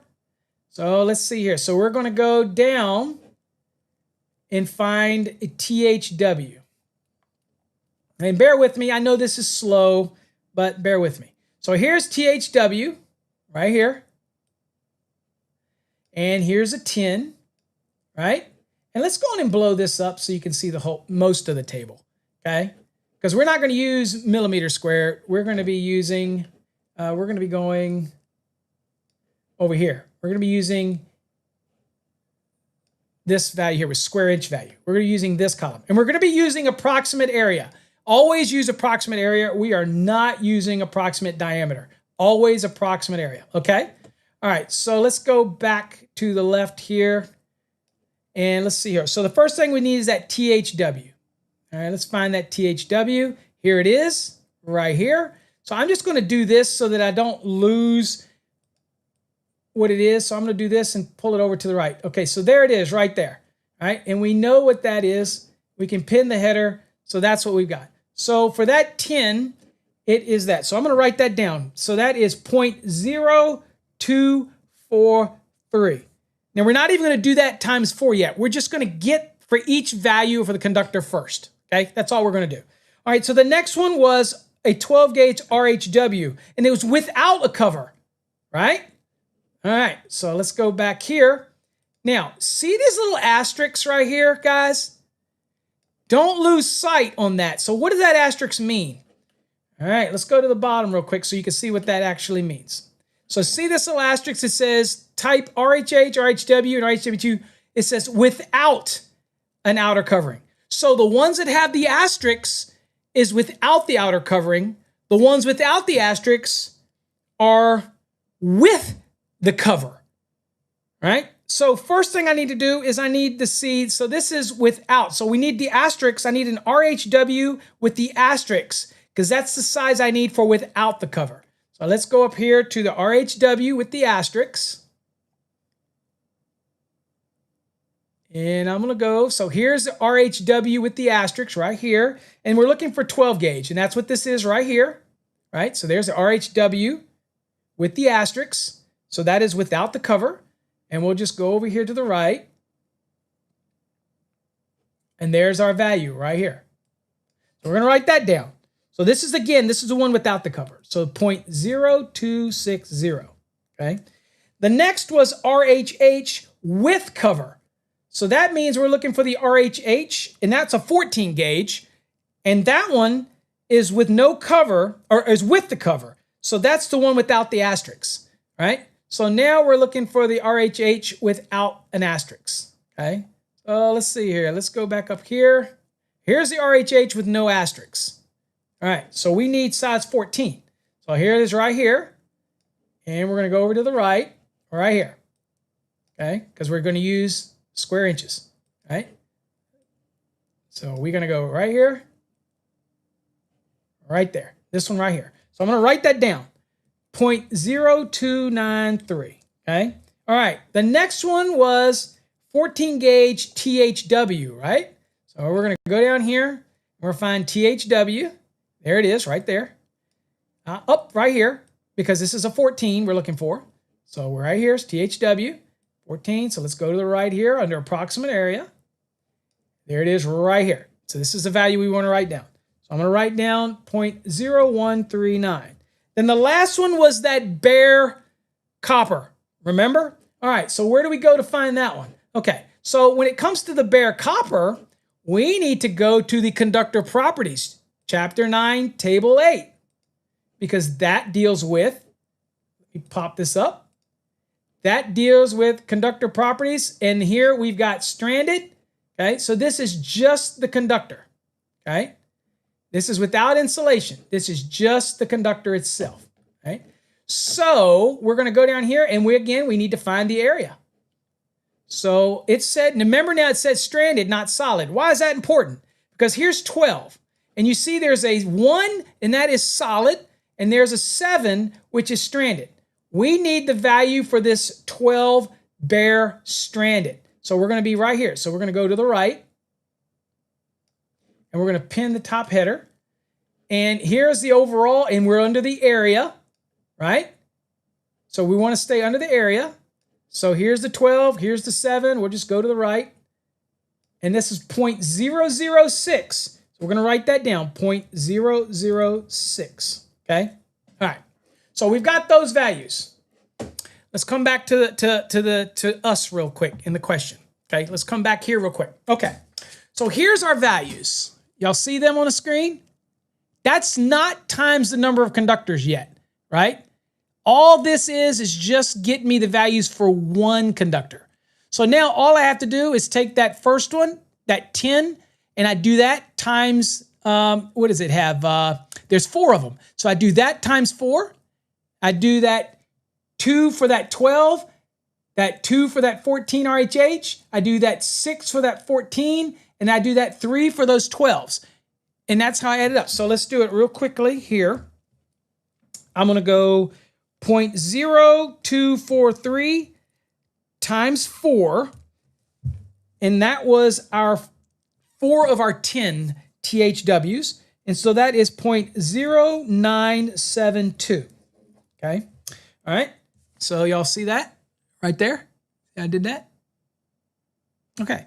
So the next one where there was 2 12s, like you see on the screen, there were 2 12 RHWs without covering. And that was 0.0260. There's 2 of them. So I do that 0.0260 times 2. So I'm going to do that.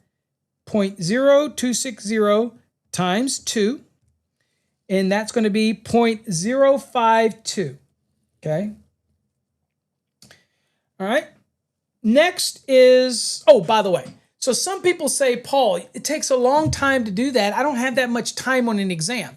Well, chances are on most exams, they're not going to give you this many to do. Okay. But remember what I say about exams. When you get a question like this, if you have an exam that has calculations mixed in with the code lookups, save the calculations till the 3rd wave. Okay. When you've built you some extra time. All right. I'm just saying, okay? It's the way you should be tackling this, all right? But I think it's also important to show you how to actually do all this, okay? All right, so the next one was 14 gauge RHH with a covering, all right? So there was 2 of those. So that was 0.0293. So 0.0293, and that's times 2, okay? So that is 0.0586 for that, okay? Now, if you look in the question, we had 6 14 THWs, and if you remember, THW, the 14 gauge, was 0.0139, right? So we have 6 of those. That's what it has in the question, 6, right in the question. So I'm going to do that. So I'm going to do 0.0139 times 6, and that is going to be 0.0834, okay? And then the last one was those 3 12-gauge stranded bare equipment grounded conductors. And so we saw that a bare stranded for 12 was 0.006, okay? All right, no problem. So we're going to do that, and there's 3 of them. So we're going to go 0.006 times 3, and that is 0.018. So all you do now is add up all those numbers that I have in circles, okay? So always start out by finding the value for the one conductor, and then you can multiply that by how many it is for each one. All right, so I'm going to add up all that now. So 0.0972 plus 0.052 plus 0.0586 plus 0.0834 plus 0.018 equals 0.3092. How many of you got that? Let me know in the comments if that's what you got, because that's what I've got when I add them all up. Is that what y'all got? All right, so that represents the actual square inch, the approximate area for all of those conductors that we just did through every piece of it. Now, since we know we have to use the 40% column, now we're going to go into table 4. All right, so let's do that. Let's go on and go into it. So let's go on and go here. So now we're going to go back, and we're doing this. And the point is now, what is the raceway that we're talking about, right? It is for rigid metal conduit, right? Just wanted to reiterate that so you can see it in the question.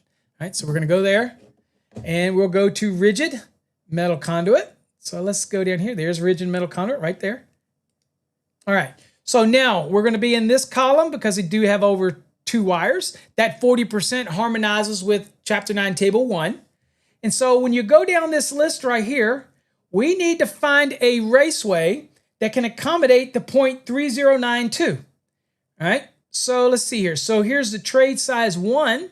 Well, first of all, look at this 3/4. That is 0.220. Well, that's not going to work because we need 0.3092. So that's not going to work. We go up to this trade size 1, 0.355. Is 0.355 greater than 0.3092? Absolutely it is. So to me, it looks like we're going to need a trade size 1. So let's see if the question is right. So here, let's see what everybody's answers were, because y'all did awesome anyway. So let's see. Let's go. Let me go to the chat version. Let's see what we got. All right. I see a C's. I see C's. Everybody got it right. Looks good. Let's see. Walter says he got Table 8. No, Table 8, Chapter 9, Table 8 is only going to be for bare conductors when it comes to this in this application. Okay. And just so we can make sure we're all on the same page, I'm going to show you that, Walter.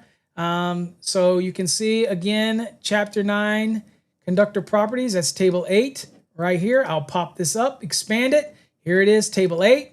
And for this 12 gauge right here, now that's diameter. Walter, remember, always use area. Never use diameters. Always use area. Also, a good way to remember that is, see this square inches? That's the same thing that shows up in your tables. And so we want to always use area because the question wants to know what is the area, right? And we're doing a 40% fill. So you want to be under area. And if you go into area, you'll see right here, stranded 12, that's where we got the 0.006. So that's where you went wrong, Walter. Okay, hope that helps you out. All right, so now let's go back up to where we were. Great question, though. Guys, you do need to ask questions if you're ever concerned. I am a slow educator. I'm not the best educator in the world. I'm certainly not the quickest, but I always try to be the most thorough. All right, so here we go. This looks like this was what it needs to be. Looks like it needs to be a 1. Remember, we're using inch square. We're using the volume, okay? Another tip for you, Walter, is you notice under here, it doesn't have anything in here about inches. Under the 40% fill, it's always in this value. So that's the way you don't forget. If you want to highlight this in your code book, you could highlight this, and that way you'd never forget, as long as your state lets you highlight your code book, okay? All right, so let's see what the reveal is, folks. Boom, it got it right. Whoop, whoop, whoop. Got applause for everybody that got it right. And let's see what the results of how many people got it right. Look at that. All right, got it right so far. A couple people got 2 right. Eric is the fastest. He's just knocking these things out. There you go. All right, so there's the reveal. All right, hide the results.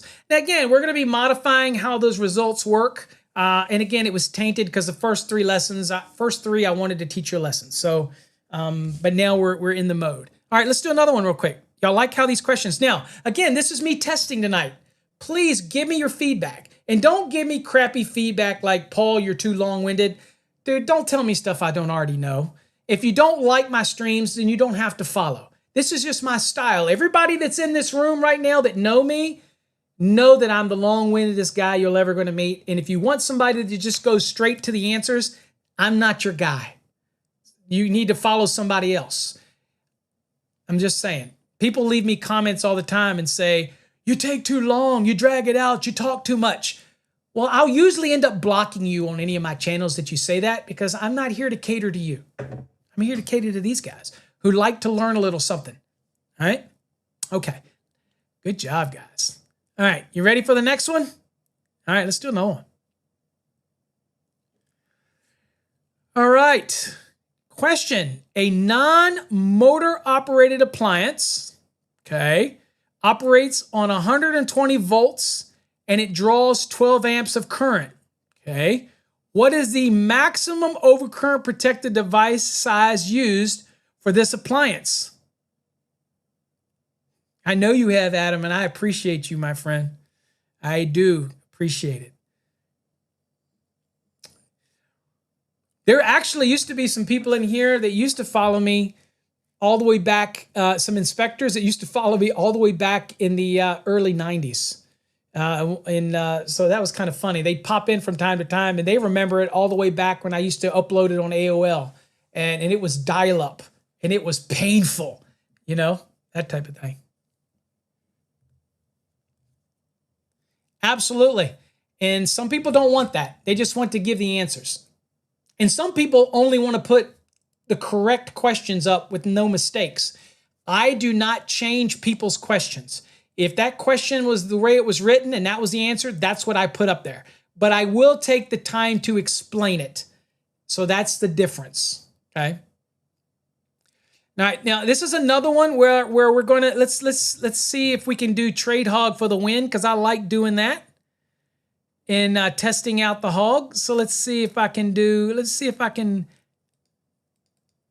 this one and see if we can do hold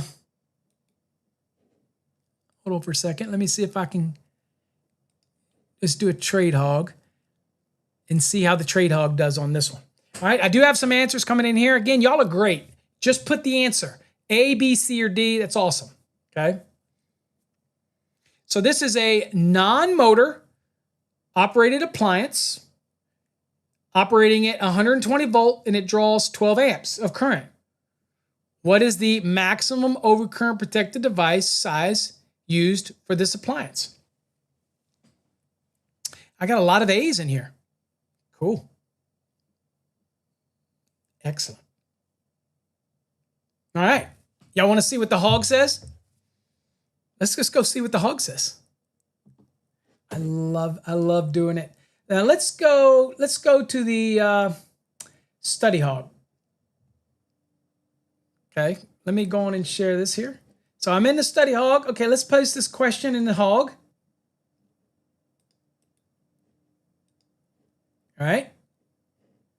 Y'all ready?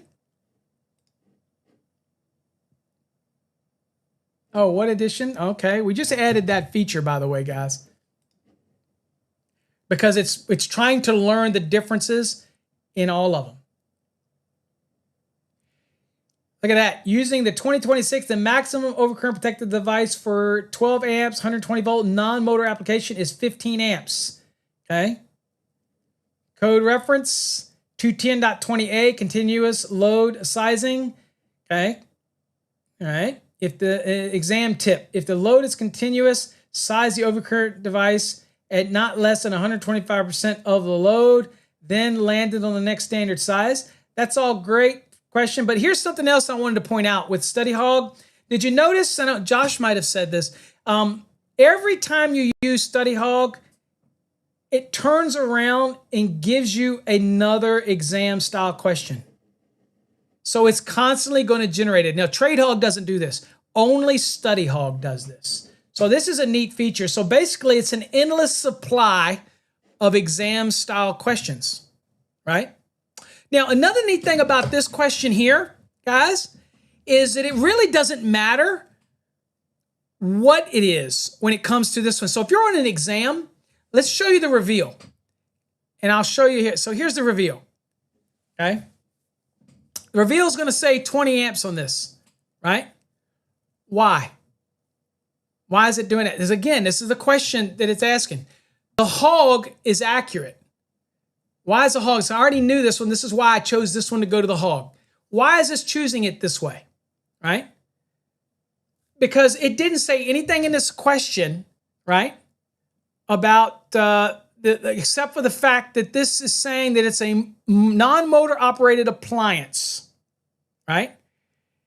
And typically, if it draws 12 amps of current, what is the minimum overcurrent? So this one is trying to call in the name of an appliance and trying to key in on the fact that it's talking about a non-motor operated appliance on like a small appliance branch circuit in a kitchen. And that's why it's saying it's the minimum is a 20 amp minimum overcurrent protected device. Not a good question. This is not a good question. This is why, guys, you are seeing when I'm triggering these and then I'm telling you when we're going to go use the hog. It's because I've already kind of aware of where there's issues here, okay? But at the end of the day, it says non-motor operated appliance. And so there's nothing in my mind that would tell me, though, that this is a continuous load. But if it's talking about a non-motor operated appliance, it's assuming that this is being installed on like a small appliance branch circuit, which would ultimately require the overcurrent protection device to be at least what? 20 amp. Not a good question at all. Don't like the way the question is written at all. But again, I'm just showing you how these things are written. So in the reality of this question, it basically would be, I've got a 12 amp load and I've got a 120 volt circuit. Nothing says that this is a continuous load. Nothing was mentioned about a continuous load. So it says it's non-motor operated appliance, right? But what they're trying to key in on, and let's go to the code really quickly, or at least what this question is trying to key in on, is I'll share this again, is let's go in appliances, let's go to 422, what it's trying to do. And I disagree with the question, but I want to show you. And again, when we do the full trivia night, you're not going to get these questions because the ones from the full trivia night are going to come from my database. They're not going to come from ones I just pulled online. And I kind of did it on purpose because you're going to get all kinds of questions on the internet and they're not always going to be accurate, okay? So let's just go down real quick and let's talk about, let's see here. Where do I want to pull you for what I want to do for this here? Here, let's do this right here. Okay, y'all see 422.11 right here? Okay, so we're talking about single non-motor operated appliance. See right here, it says if the branch circuit supplies a single let me get rid of that. Hold on. A single non-motor operated appliance, the rating of the overcurrent protection shall comply with the following. Not exceed the overcurrent protection rating marked on the appliance. Well, we don't know what that is. Not exceed 20 amperes if the overcurrent protection rating is not marked and the appliance is rated 13.3 amps or less, so it can exceed 20 amps, but ours didn't. And it says not exceed 150% of the appliance rated current of the overcurrent rating if is not marked on the appliance, is rated over 13.3 amps, okay? And what was ours? Let's go back real quick to the question. It wasn't. Ours is 12 amps, okay? So it is a very poor question, okay? So it really should be 15 amps in this question, okay? So now, in the real world, could you do it on a 20? Yeah, that's fine. But the question wanted to know what a non-motor operated appliance. It's whoever wrote this question. And again, I pulled this question offline. Whoever wrote this question went and looked at 422.11e and saw that 20 and just said it had to be 20. And that's not accurate. So be very careful. When I do trivia night, don't you worry. Those questions are going to be written by me, so don't worry. In fact, I got to write a crap load of questions here on the 2026. So, but it's just an example how this works, okay? So just be cognizant of that, okay? So there you go. Let's see here, what else? Now, if this had said non-motor operated appliance installed on a small appliance branch circuit, right? Okay. Then I would have okay, 20 amps. I get it. That's not how this question was written. Be careful, Get what I'm saying? And I'm leaving these in here, but again, I kind of, when I saw these right away, and I'm seeing a lot of these for the first time, when I see them, the first three I didn't, I knew I left them. But when I see these, they trigger me because there are so many questions that are on the internet that you have to be really careful. All right, let's do another one. What is the maximum size overcurrent protection device that can be used on the following circuit? Okay, so it's asking about the maximum size overcurrent protected device. Okay, and let's see here. It has 8, 10 AWG THW current carrying conductors. Okay, in the conduit, in a location with a temperature of 120 degrees Fahrenheit. Okay, so what is this one doing? Okay, so this wants to know what is the size of the overcurrent protection, but in doing so, we can't size the overcurrent protection until we know what the actual ampacity is of the conductor, correct? We all agree with that? So this is a question, let me get paper. So this is giving us two variables, and I don't know what the answer is to this. We'll see if they're right or they're wrong. That's why I'm using this database. I shouldn't say database. I pulled these off of, and I don't know which one it is. If you go online and you search for free 2026 or whatever exam prep questions or exam questions, this is where they come from. So they're online. So that's where I pulled this from, okay? In case you wonder where I got them. So be careful in the questions that you pull, all right? That's why we're testing tonight. But I really want y'all's comments on how it looks. That's really what I'm really hunting for tonight, guys. But anyway, let's do this one. So we have 8 of them, and it says they're all current carrying conductors, okay, in a conduit. Doesn't matter what conduit it is. Doesn't really matter. Let's see here. And it says that its temperature is 120 degrees Fahrenheit. Okay. So first thing is first, let's go find out a little bit about THW, because you know what? THW has only one H. So that means when we're going to pull ampacities, can we use the 90-degree column? Yes or no? Y'all let me know while I'm going. This is a yes or no question. Can I use the ampacity from the 90-degree column in table 31016? Because it's THW, can I do that for adjustment and corrections? Yes or no? Let me know in the comments. And I'll go, while you're doing that, I'll leave this. All right, Daryl says yes.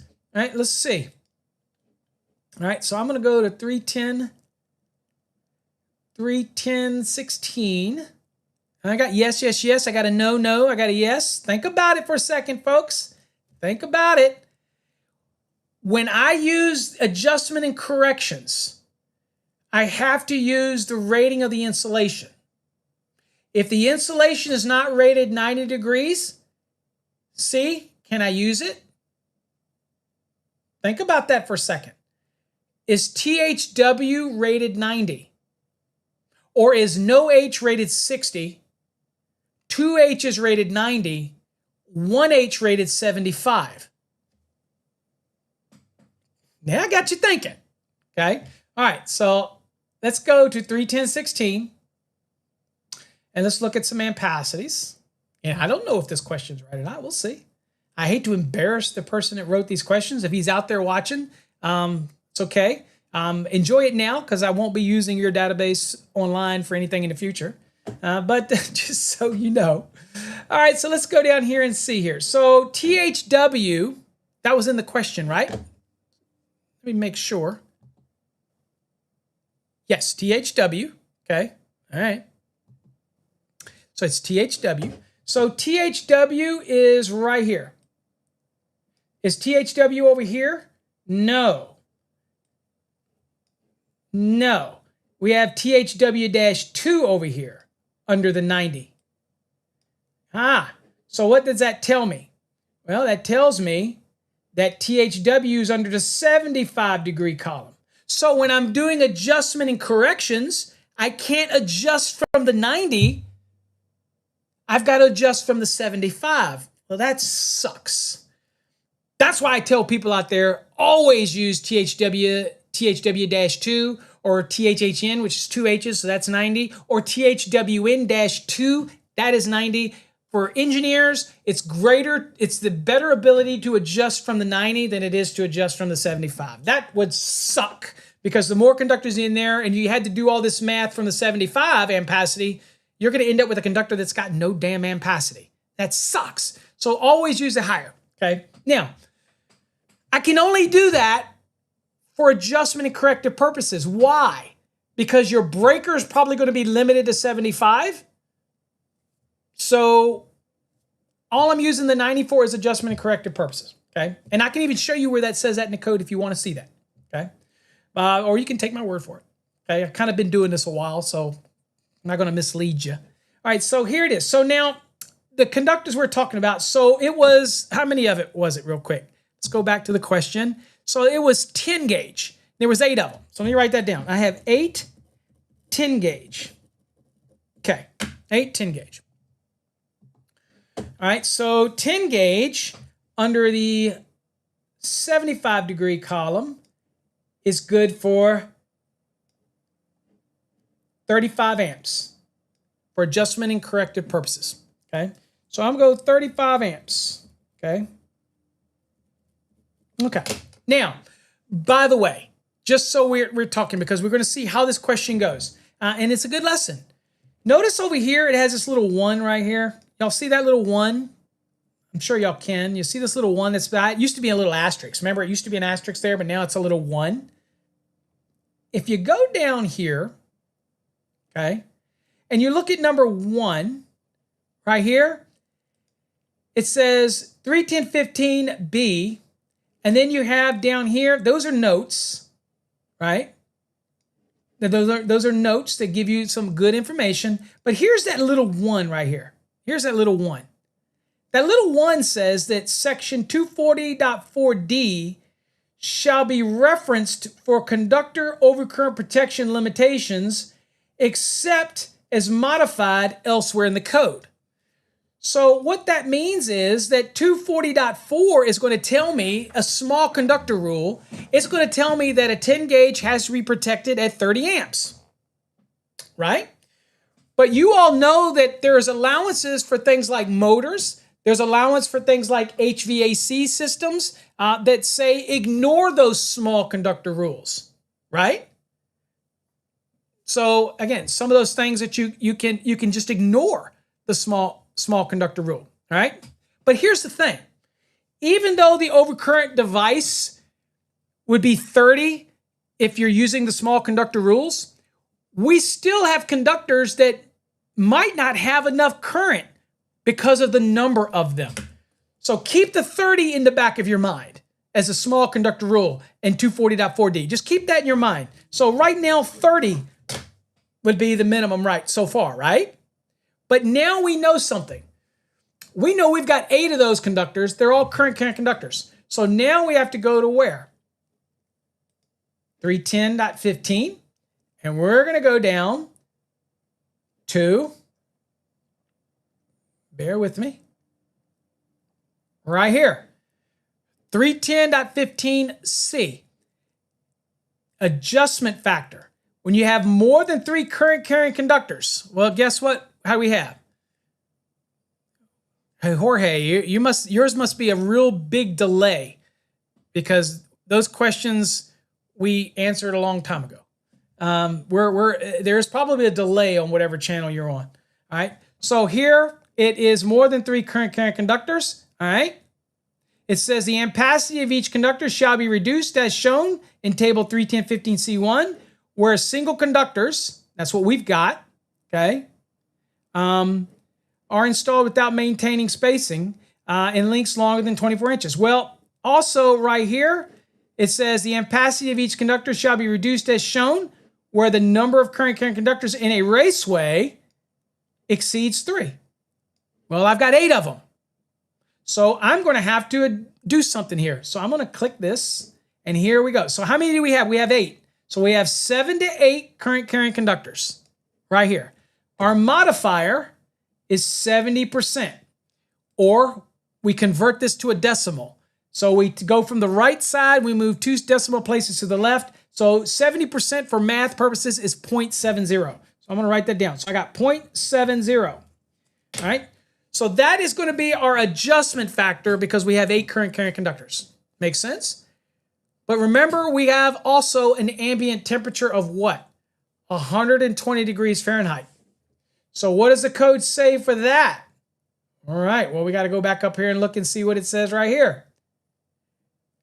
It says ampacities for ambient temperatures other than those shown in the ampacity tables, which is 30 degrees Celsius, 86 degrees Fahrenheit, shall be corrected in accordance with 310.15b11 or B12. All right, so while I'm teaching you something, I'll explain this because a lot of people ask me this question. How do I know to use this table when we're adjusting, we're doing a correction for the ambient temperature? How do I know to use this table here, B11 versus B12? How do you know to use each one? Well, the reason is right here. So if you want to highlight that in your code book, if you can, your state lets you do that. And then up here on this one, you highlight this. Why is that significant?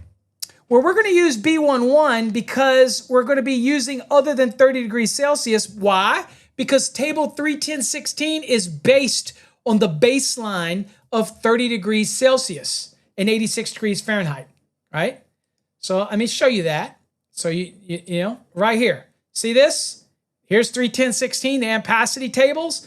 See right here, it says wiring installed in a 30 degrees C, 86 degrees Fahrenheit ambient. That's the ampacities that are on this table are based on 30 degrees C, 86 degrees Fahrenheit. So anytime you have a temperature that deviates from that, you're going to have to make a correction. So we had to make an adjustment for the number of current carrying conductors. Now we've got to make a correction, right? Because we have an ambient temperature that is what? 120 degrees Fahrenheit. And we'll go back and double check. There it is, 120 degrees Fahrenheit. We see that in the question, right? So let's go on to the code and let's go and make that and go and get that value that we need. So we need another modifier. Let's go down here. And here's the table we're going to use. So you're going to use this for your normal 310.16. When would you use this table? The 310.15b12, you would use this when you're using the ampacity tables in 310.18, 310.19, 310.20, not when you're using 310.16, okay? And that's the normal ampacity table for electrical, for what we do on a day in and day out basis. So there is times when people say draw an X through this. I do not encourage you to do that because if you're taking an exam, is there a high probability that I may give you a question, if I'm writing an exam, that I might give you a question using one of those other ampacity tables that actually uses the 40 degrees Celsius rather than the 30? Yeah. Knowing me, if I write you a question, I just may do that. And so if you mark it out, you may think you don't use it, right? So we don't do that, all right? All right, so let's go back here and look and see what we need to do. All right, so we're using Fahrenheit, so we have to go to this right side over here. Okay, so we're in Fahrenheit. So we're looking for the 120. So here is a 114 through 122. So our modifier. Now here's another little tip for you. Which column do you use? Right? Let me blow this up. So which column do you use? The 60, the 75, or the 90? Well, here's another tip for you, folks. You choose the column based on the insulation rating that you chose to get your original ampacity. So since the insulation was rated 75, we're using the 75 degree column. If they had been 90 degree rated insulation, we're doing this math, then when we came here, we would use the 90 degree multiplier. But since the insulation was 75, we're going to be using the 75 degree table here when we're doing the ambient correction. Okay, so that's why you're given those three different temperatures. It all depends on what the insulation rating is. You got what I'm saying? Okay, all right. So there's Eric Smith getting it. All right, so let's go back. You've been a superstar tonight, Eric. You've been answering all those questions so quickly. All right, so let's go back to the web and see what we need to get. All right, so we're going to be using the 75. So let's see what we got to get here. So let's see. We go to the right, and we're going to be under the 75, and we need this one right here. So this one means that our modifier is going to be 0.75. So let's write that down, 0.75. All right, cool. All right, let's come back to me. Let's come back to the chat real quick. Okay, so you start at your 35, right? And so we do 35 times 0.70 times 0.75. And this is what's going to give us our new ampacity of a conductor. And remember, we must protect the conductor at its ampacity, okay? So when we do all this, we have a new ampacity value for this conductor based on its condition of use. So let's see what it is. So 35 times 0.70 times 0.75. And now we have a conductor that is 18.37 amps. Okay? So I have a conductor that is 18.37 amps at this point. We started out at 35 amps. We now have the same conductor because of its condition of use. It's only good for 18.375 amps, or 18. I guess you could round this if you wanted to 18.38 amps or whatever. So again, just over 18 amps. Okay, so let's go to the trivia question and let's see how they did. What are our options here? All right, well, we have a 20, a 30, a 25, and a 35. All right, let's see. Let's do the reveal. 20. Why is that? This is a great lesson, dude. This is still a great lesson. Because now I got a conductor that's good for 18.37 amps. Does an overcurrent device correlate? There you go, melting toast. You're getting it. These are my superstars, guys. For those that have never attended our classes before, these guys have been with me for years now. The superstars are in the room, okay? So 18.37, since an overcurrent device doesn't correspond to that under 240.6, then we're allowed to use the next size up rule in 240.4. And it says that if it doesn't correspond, then we can go to the next standard size. So that's why we can go to a 20 amp overcurrent device. But remember, the actual load itself can never exceed 18.37 amps, okay? So I, as a design professional, as an electrician, I now know what my conductors are. I know what I can protect them at, but I also have to be careful. When I am loading up that circuit, I also cannot put more than 18.37 amps on there. If I put more than that, then I'm not in compliance. I am overloading the ampacity rating of that conductor. Wasn't that cool? So a lot of people out there will just throw questions at you. I'm long-winded, I get it. But I feel like I'm not doing this for my health. I generally want to teach you something.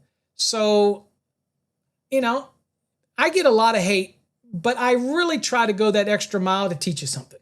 And, you know, if I'm wrong, I want people to tell me I'm wrong. I want to learn too, guys, right? So, again, this is a great example of not only doing adjustment and corrections, this is also a great example of the next size up rule, right? That Melting Toast pointed out, right? There you go. Came up with 18 point. Perfect. That's a good example to do that, right? I think it's amazing. So here's another little tip for you. So what if I took that 18.37 amps? I'm going to show you a tip. Remember we did multiplication, remember? Where we did 35 times 0.70 times 0.75. Check this out. This is so cool. What if I want to go now the other direction and I use division? What happens if I take that 18.37 and now I divide it by 0.70 divided by 0.75? What does that give you? Check this out. So I'm going to do 18.37 divided by 0.70 divided by 0.75. What does that give me? Check that out, folks. 39.99, which rounds to what? 35 amps. That's what the ampacity was of the original conductor. So that's how you can double check yourself. So using that mentality, if I know what the load is, and I know what the correction and adjustment is, then I can go and take the load itself and use division to hunt for the right conductor I need. And all I'd have to do is go to the 75-degree column, come down and find me a conductor that is good for 34.99 amps. And guess what? That 35 amp 10 gauge would work. Isn't that cool? And so I could start from the 35 and go the other way to find out what amps I need. So remember that. If you get a question on an exam and it actually gives you the amps, and it gives you the adjustment and correction, then I can use division to find the conductor. If they give me the conductor, I can use the multiplication with my adjustment and corrections to move down, right? And find what the new ampacity is of a conductor. Isn't that cool? So that's how you can use division to look forward, multiplication to look back, okay? Kind of little thing to kind of always remember. Uno reverse card, absolutely. Exactly. All right, let's do one more and then I'll cut you guys loose. Again, I appreciate y'all testing it. It does look like to me that they fixed it, that it hasn't crashed yet. It's everything looks good. I think y'all like it. I promise you that I will make sure the questions are all accurate in the future. Unless I want to do an episode where I'm going to use common questions and I'll break it down like I'm doing tonight. But anyway, we'll do another. Let's do another one. One more, and I'll cut you loose.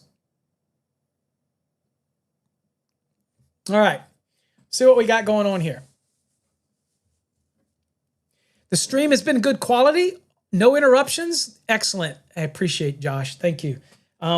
There's EV Mux does a great job. So the reason we changed to EV Mux is because it's in the cloud. Because it used to be when I used to do a lot of streams back in Texas, my streaming width was kind of touchy. So I had to optimize the up and down stream. Well, now I have 1 gig up and down. It doesn't matter. But if I do it all in the cloud, it's less stress on all of my software. And I've got so many things running in the background that the less stress on my computer, the better. So I'm glad it is working. So kudos to EV Mux out there. If y'all ever want to stream online, give EV Mux a try. It's a great streaming software. Okay. All right, let's look at this one. Say, okay, what is the maximum overcurrent protected device for 8 AWG THWN-2? Okay. Located in a wet location. That's okay because it is a W in there. That's fine. With an ambient temperature of 26 degrees Celsius with 3 current carrying conductors in the conduit. Okay. All right. So it's 3 current carrying conductors. Okay. And it is 26 degrees Celsius. Okay. And it's a wet location. Okay. Good deal. All right. So this one's pretty much the same way we did the other one. Okay. So what are your answers in there? Let me know. Put them in the, choose A, B, C, or D. And again, we can walk through this the same way we did the other one. We might as well. We've been doing it all night.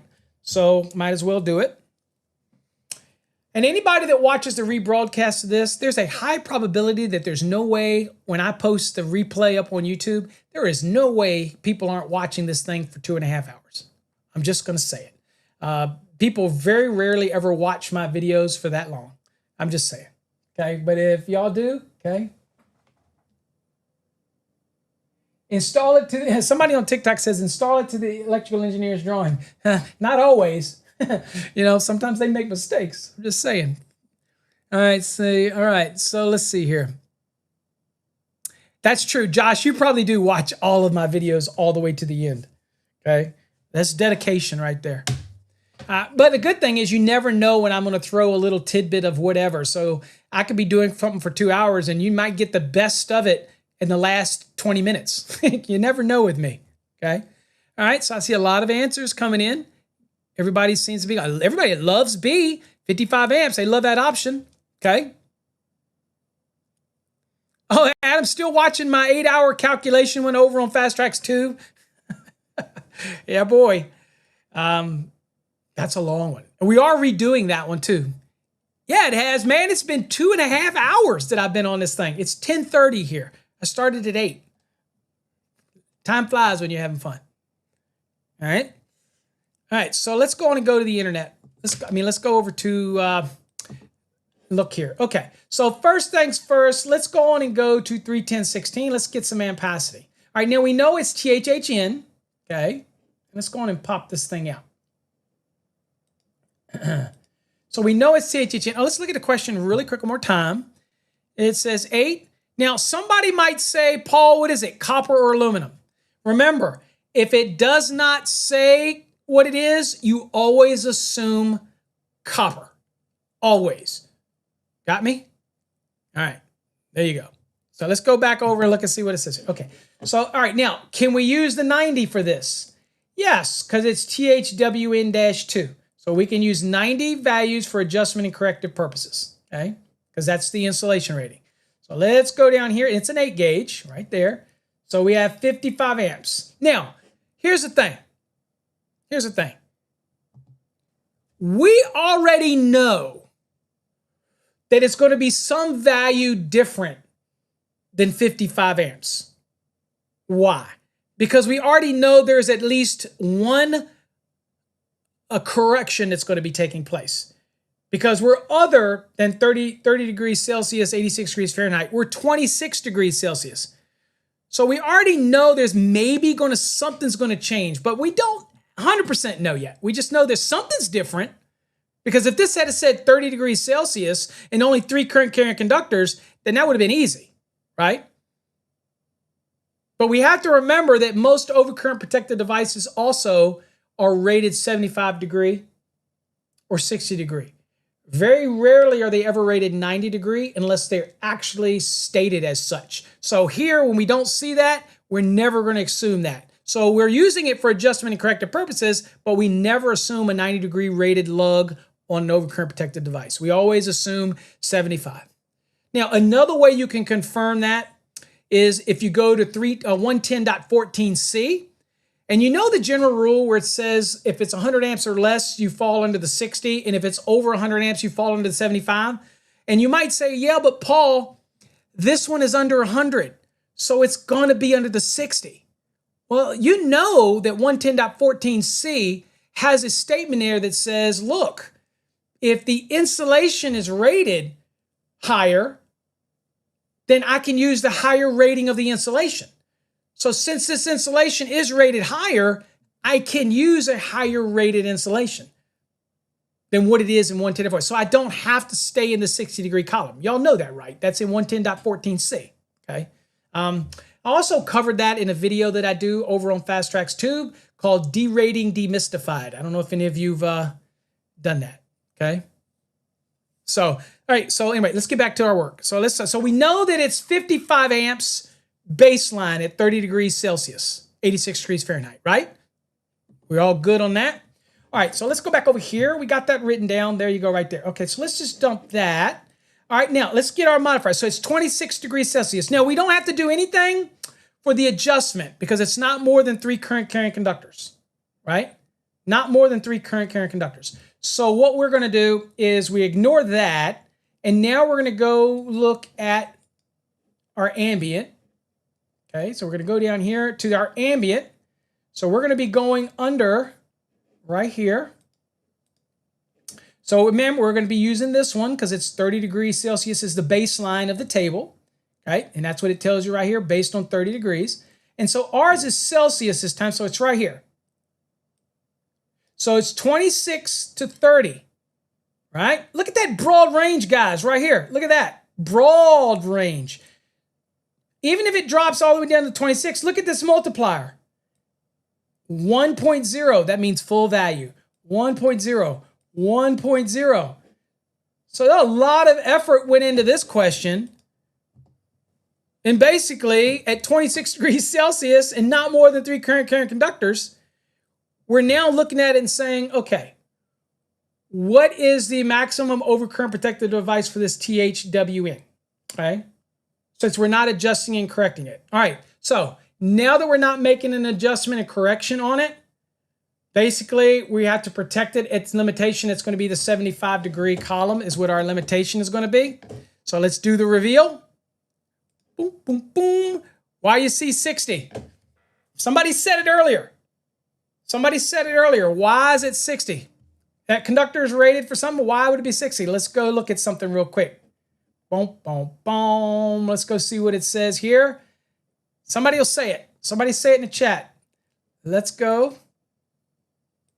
Oops, wrong one. There we go. All right. So here's our overcurrent devices.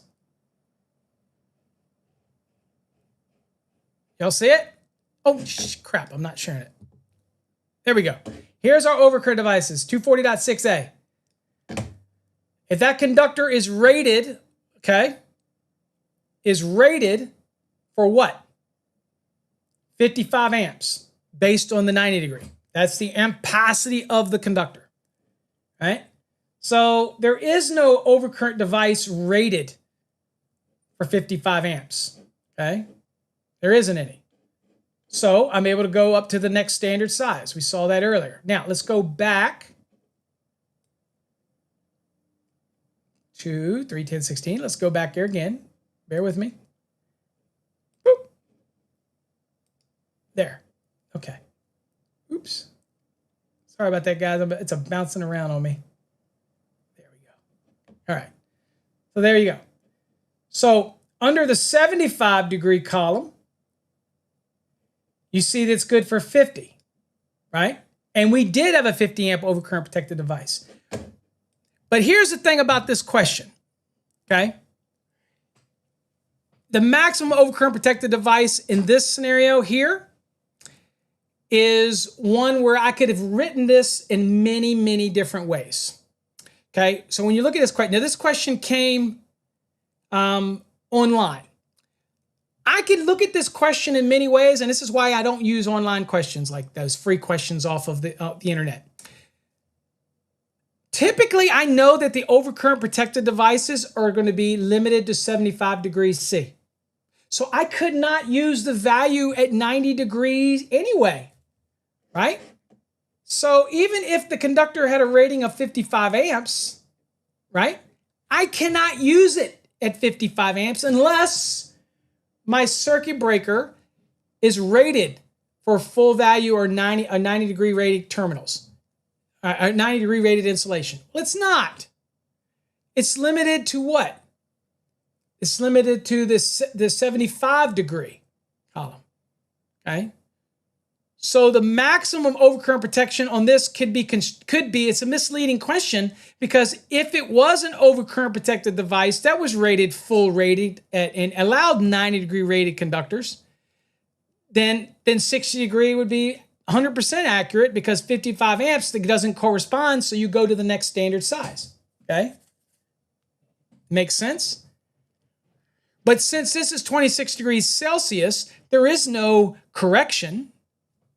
No correction. And there's 3 current carrying conductors, so there's no adjustment, right? So, why am I stuck here? Because they're assuming that it could have been a 90 degree rated terminal on an overcurrent protected device. And I don't necessarily agree with that. I think that the most standard overcurrent protected devices are going to be 60/75. So for adjustment and corrective purposes, I can use the 90. At the end of the day, I'm going to be limited by 110.14c. That's why I mentioned it earlier to you. And that's going to limit me to the 75. Under the 75, okay, because I don't have an adjustment or correction, then I think the more accurate answer here is 50 amps, okay? Now, this is a great one. Hold on. Let's do this before I let y'all go. Let's do this. Y'all know what I'm going to do. Y'all know what I'm going to do. Hold on.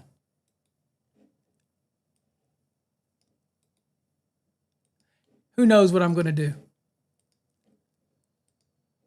All right. Let's go over to the hog really quickly. I love putting it on the spot. So I'm going to go real quick to the study hog. And I'm going to paste this question in there. Because this is a learning question as well for the hog. And Jeff records everything that gets put into this. Okay. So let's going to do the answer here. We'll plug it in.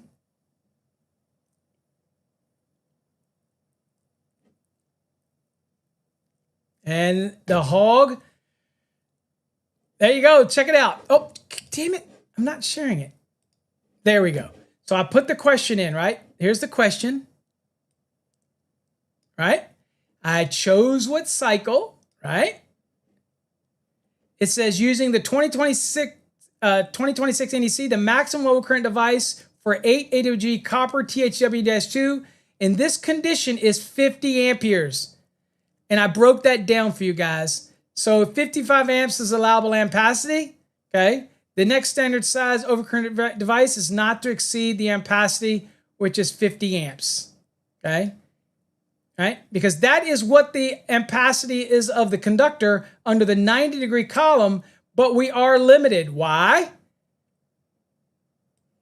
Because adjustment corrections, standard sizing, right? Exam tip. If the final ampacity lands between standard breaker sizes, you generally go to the next lower standard size unless a specific next size up rule applies. Well, in this one, it didn't apply because we're not using the 90. We're going to be stuck because of our limitations here. So again, that's the more accurate answer. And so the question assumed, I believe, 90-degree rated terminals on that overcurrent device, and that is not correct. I don't even really want to tell you the online database, but if you Google search for 2026 NEC correct, because I didn't have a lot of time, if you Google it, you will find these questions. But I have problems with these questions. Yep.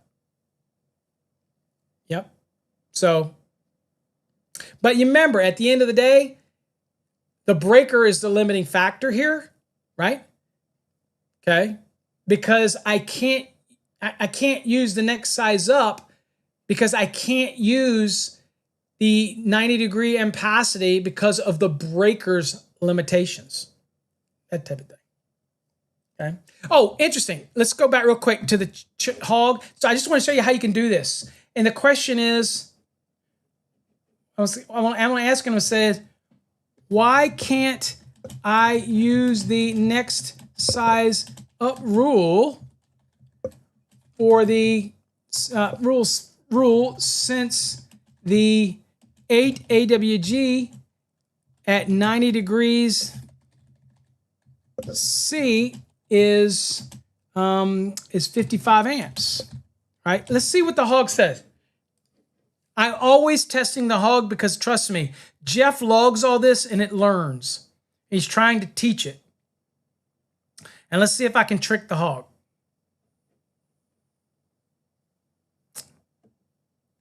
All right, it says you can use the next size rule only if all of the conditions in 240.4b are met. In your problem, as stated, we don't know the load, so we can't prove these conditions are met. So for a safe exam answer, N is the largest standard overcurrent that does not exceed the conductor's ampacity, which is 50 amps. So it's kind of going through this logic chain here, right? Okay. So standard overcurrent device jumps from 50 to 60, and we don't know the load. So again, it goes in and tries to tell you why this kind of stuff. Okay. So if the load were to say 52 amps and yada, yada, yada, we don't know the load. So it's giving you a bunch of this extra stuff, right? Here we go. And then I might get a smart aleck and say something because I know that Jeff is logging all this stuff. And I understand I'm going long. If you guys want to drop off, that's fine. But you need to take this opportunity to make sure that this is for Jeff till he logs it. So I'm going to say, wait a minute. Isn't the reason you can't use the next size up because the overcurrent device has lugs that are rated 75 degrees C, and the 55 amps is from the 90 degree ampacity column. All right, I'm going to see what the hog says.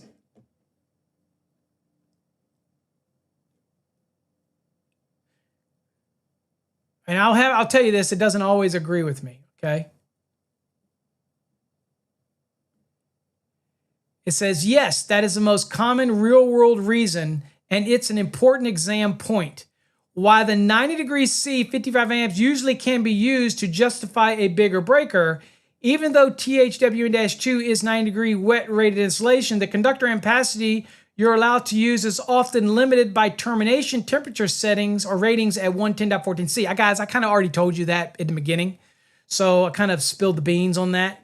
Since most breakers, equipment loads are size, we're talking about typically 75° C, okay? It says, so if the terminal is 75 C, then you must use the 75° column ampacity for sizing the conductor overcurrent protection, unless you're doing adjustment and correction, where you can start from the 90, but still can't exceed the 75° terminal limits. So for an 8, it's 55. For 75, it's 50. So with the 75° terminations, your allowable ampacity is effectively 50 amps, not 55 amps. That means there is no in-between ampacity more. It's exactly 50, okay? The 240.4B next size up doesn't help, okay? You're not at 55 amps. You're at 50 amps. And of course, that breaker does get listed in 240.6A. So the key nuance on an exam, you can use the 90 column for adjustment and correction calculations, but the final adjusted ampacity cannot exceed the ampacity allowed by the termination ratings per 110.14C. In your specific condition, 26°C and only 3 current carrying conductors, there's no adjustment and correction benefit anyway. So you land straight on the terminal limiting value, and it gives the code references.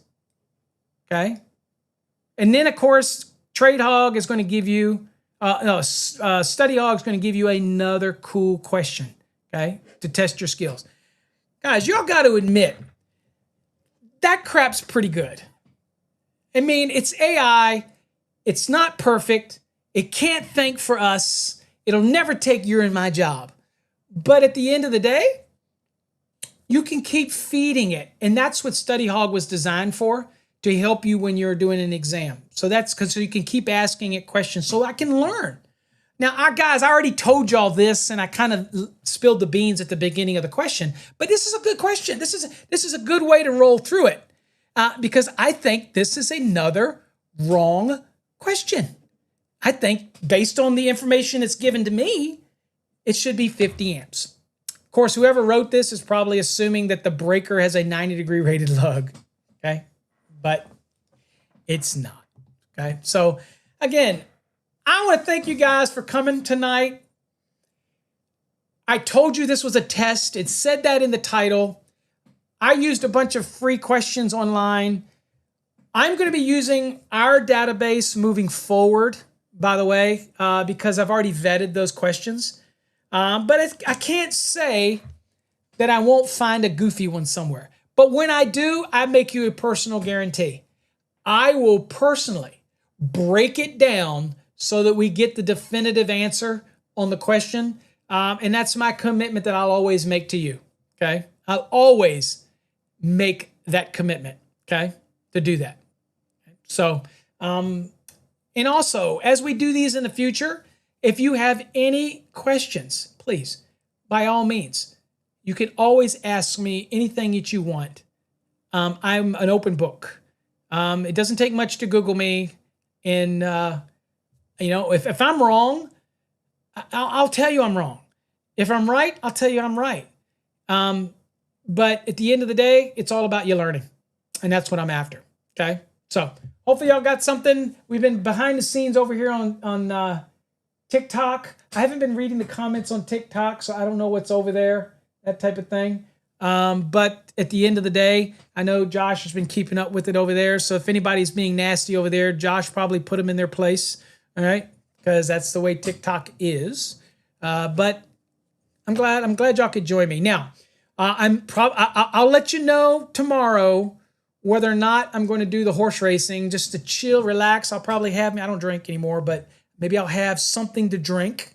I don't know what I'll have. And y'all can chill out. Now, I'd rather you spend time with your family, but if you need a break from everybody, like sometimes I need a break, love for you to join me when I'm doing the horse races, okay?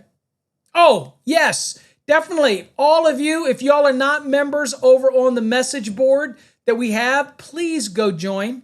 It's over on a website. You can also get there by going to, necchat.com. You can get to the message board.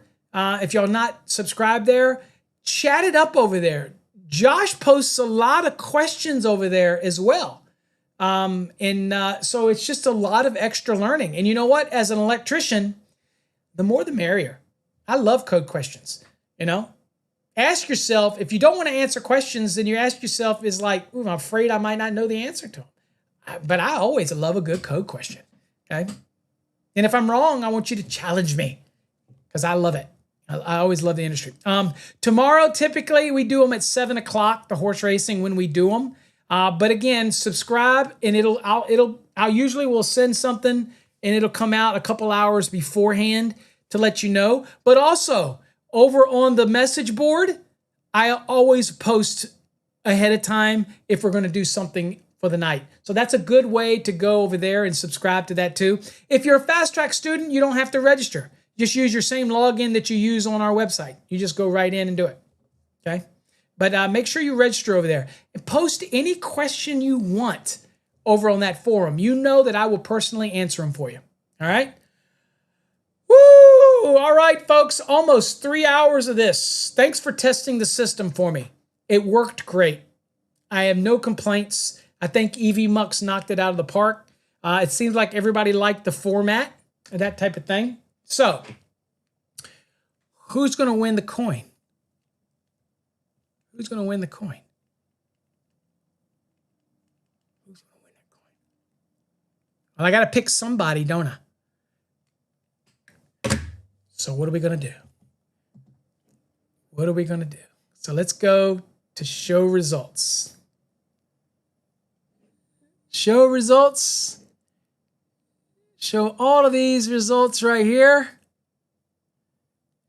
And so it looks like, and again, this is not a scientific thing, and I'll be honest with you guys, it was a bunch of us playing around, right? So what I'm going to say is, David, if you're still here, Melting Toast, if you're still here, Adam, if you're still here, Eric, if you're still here,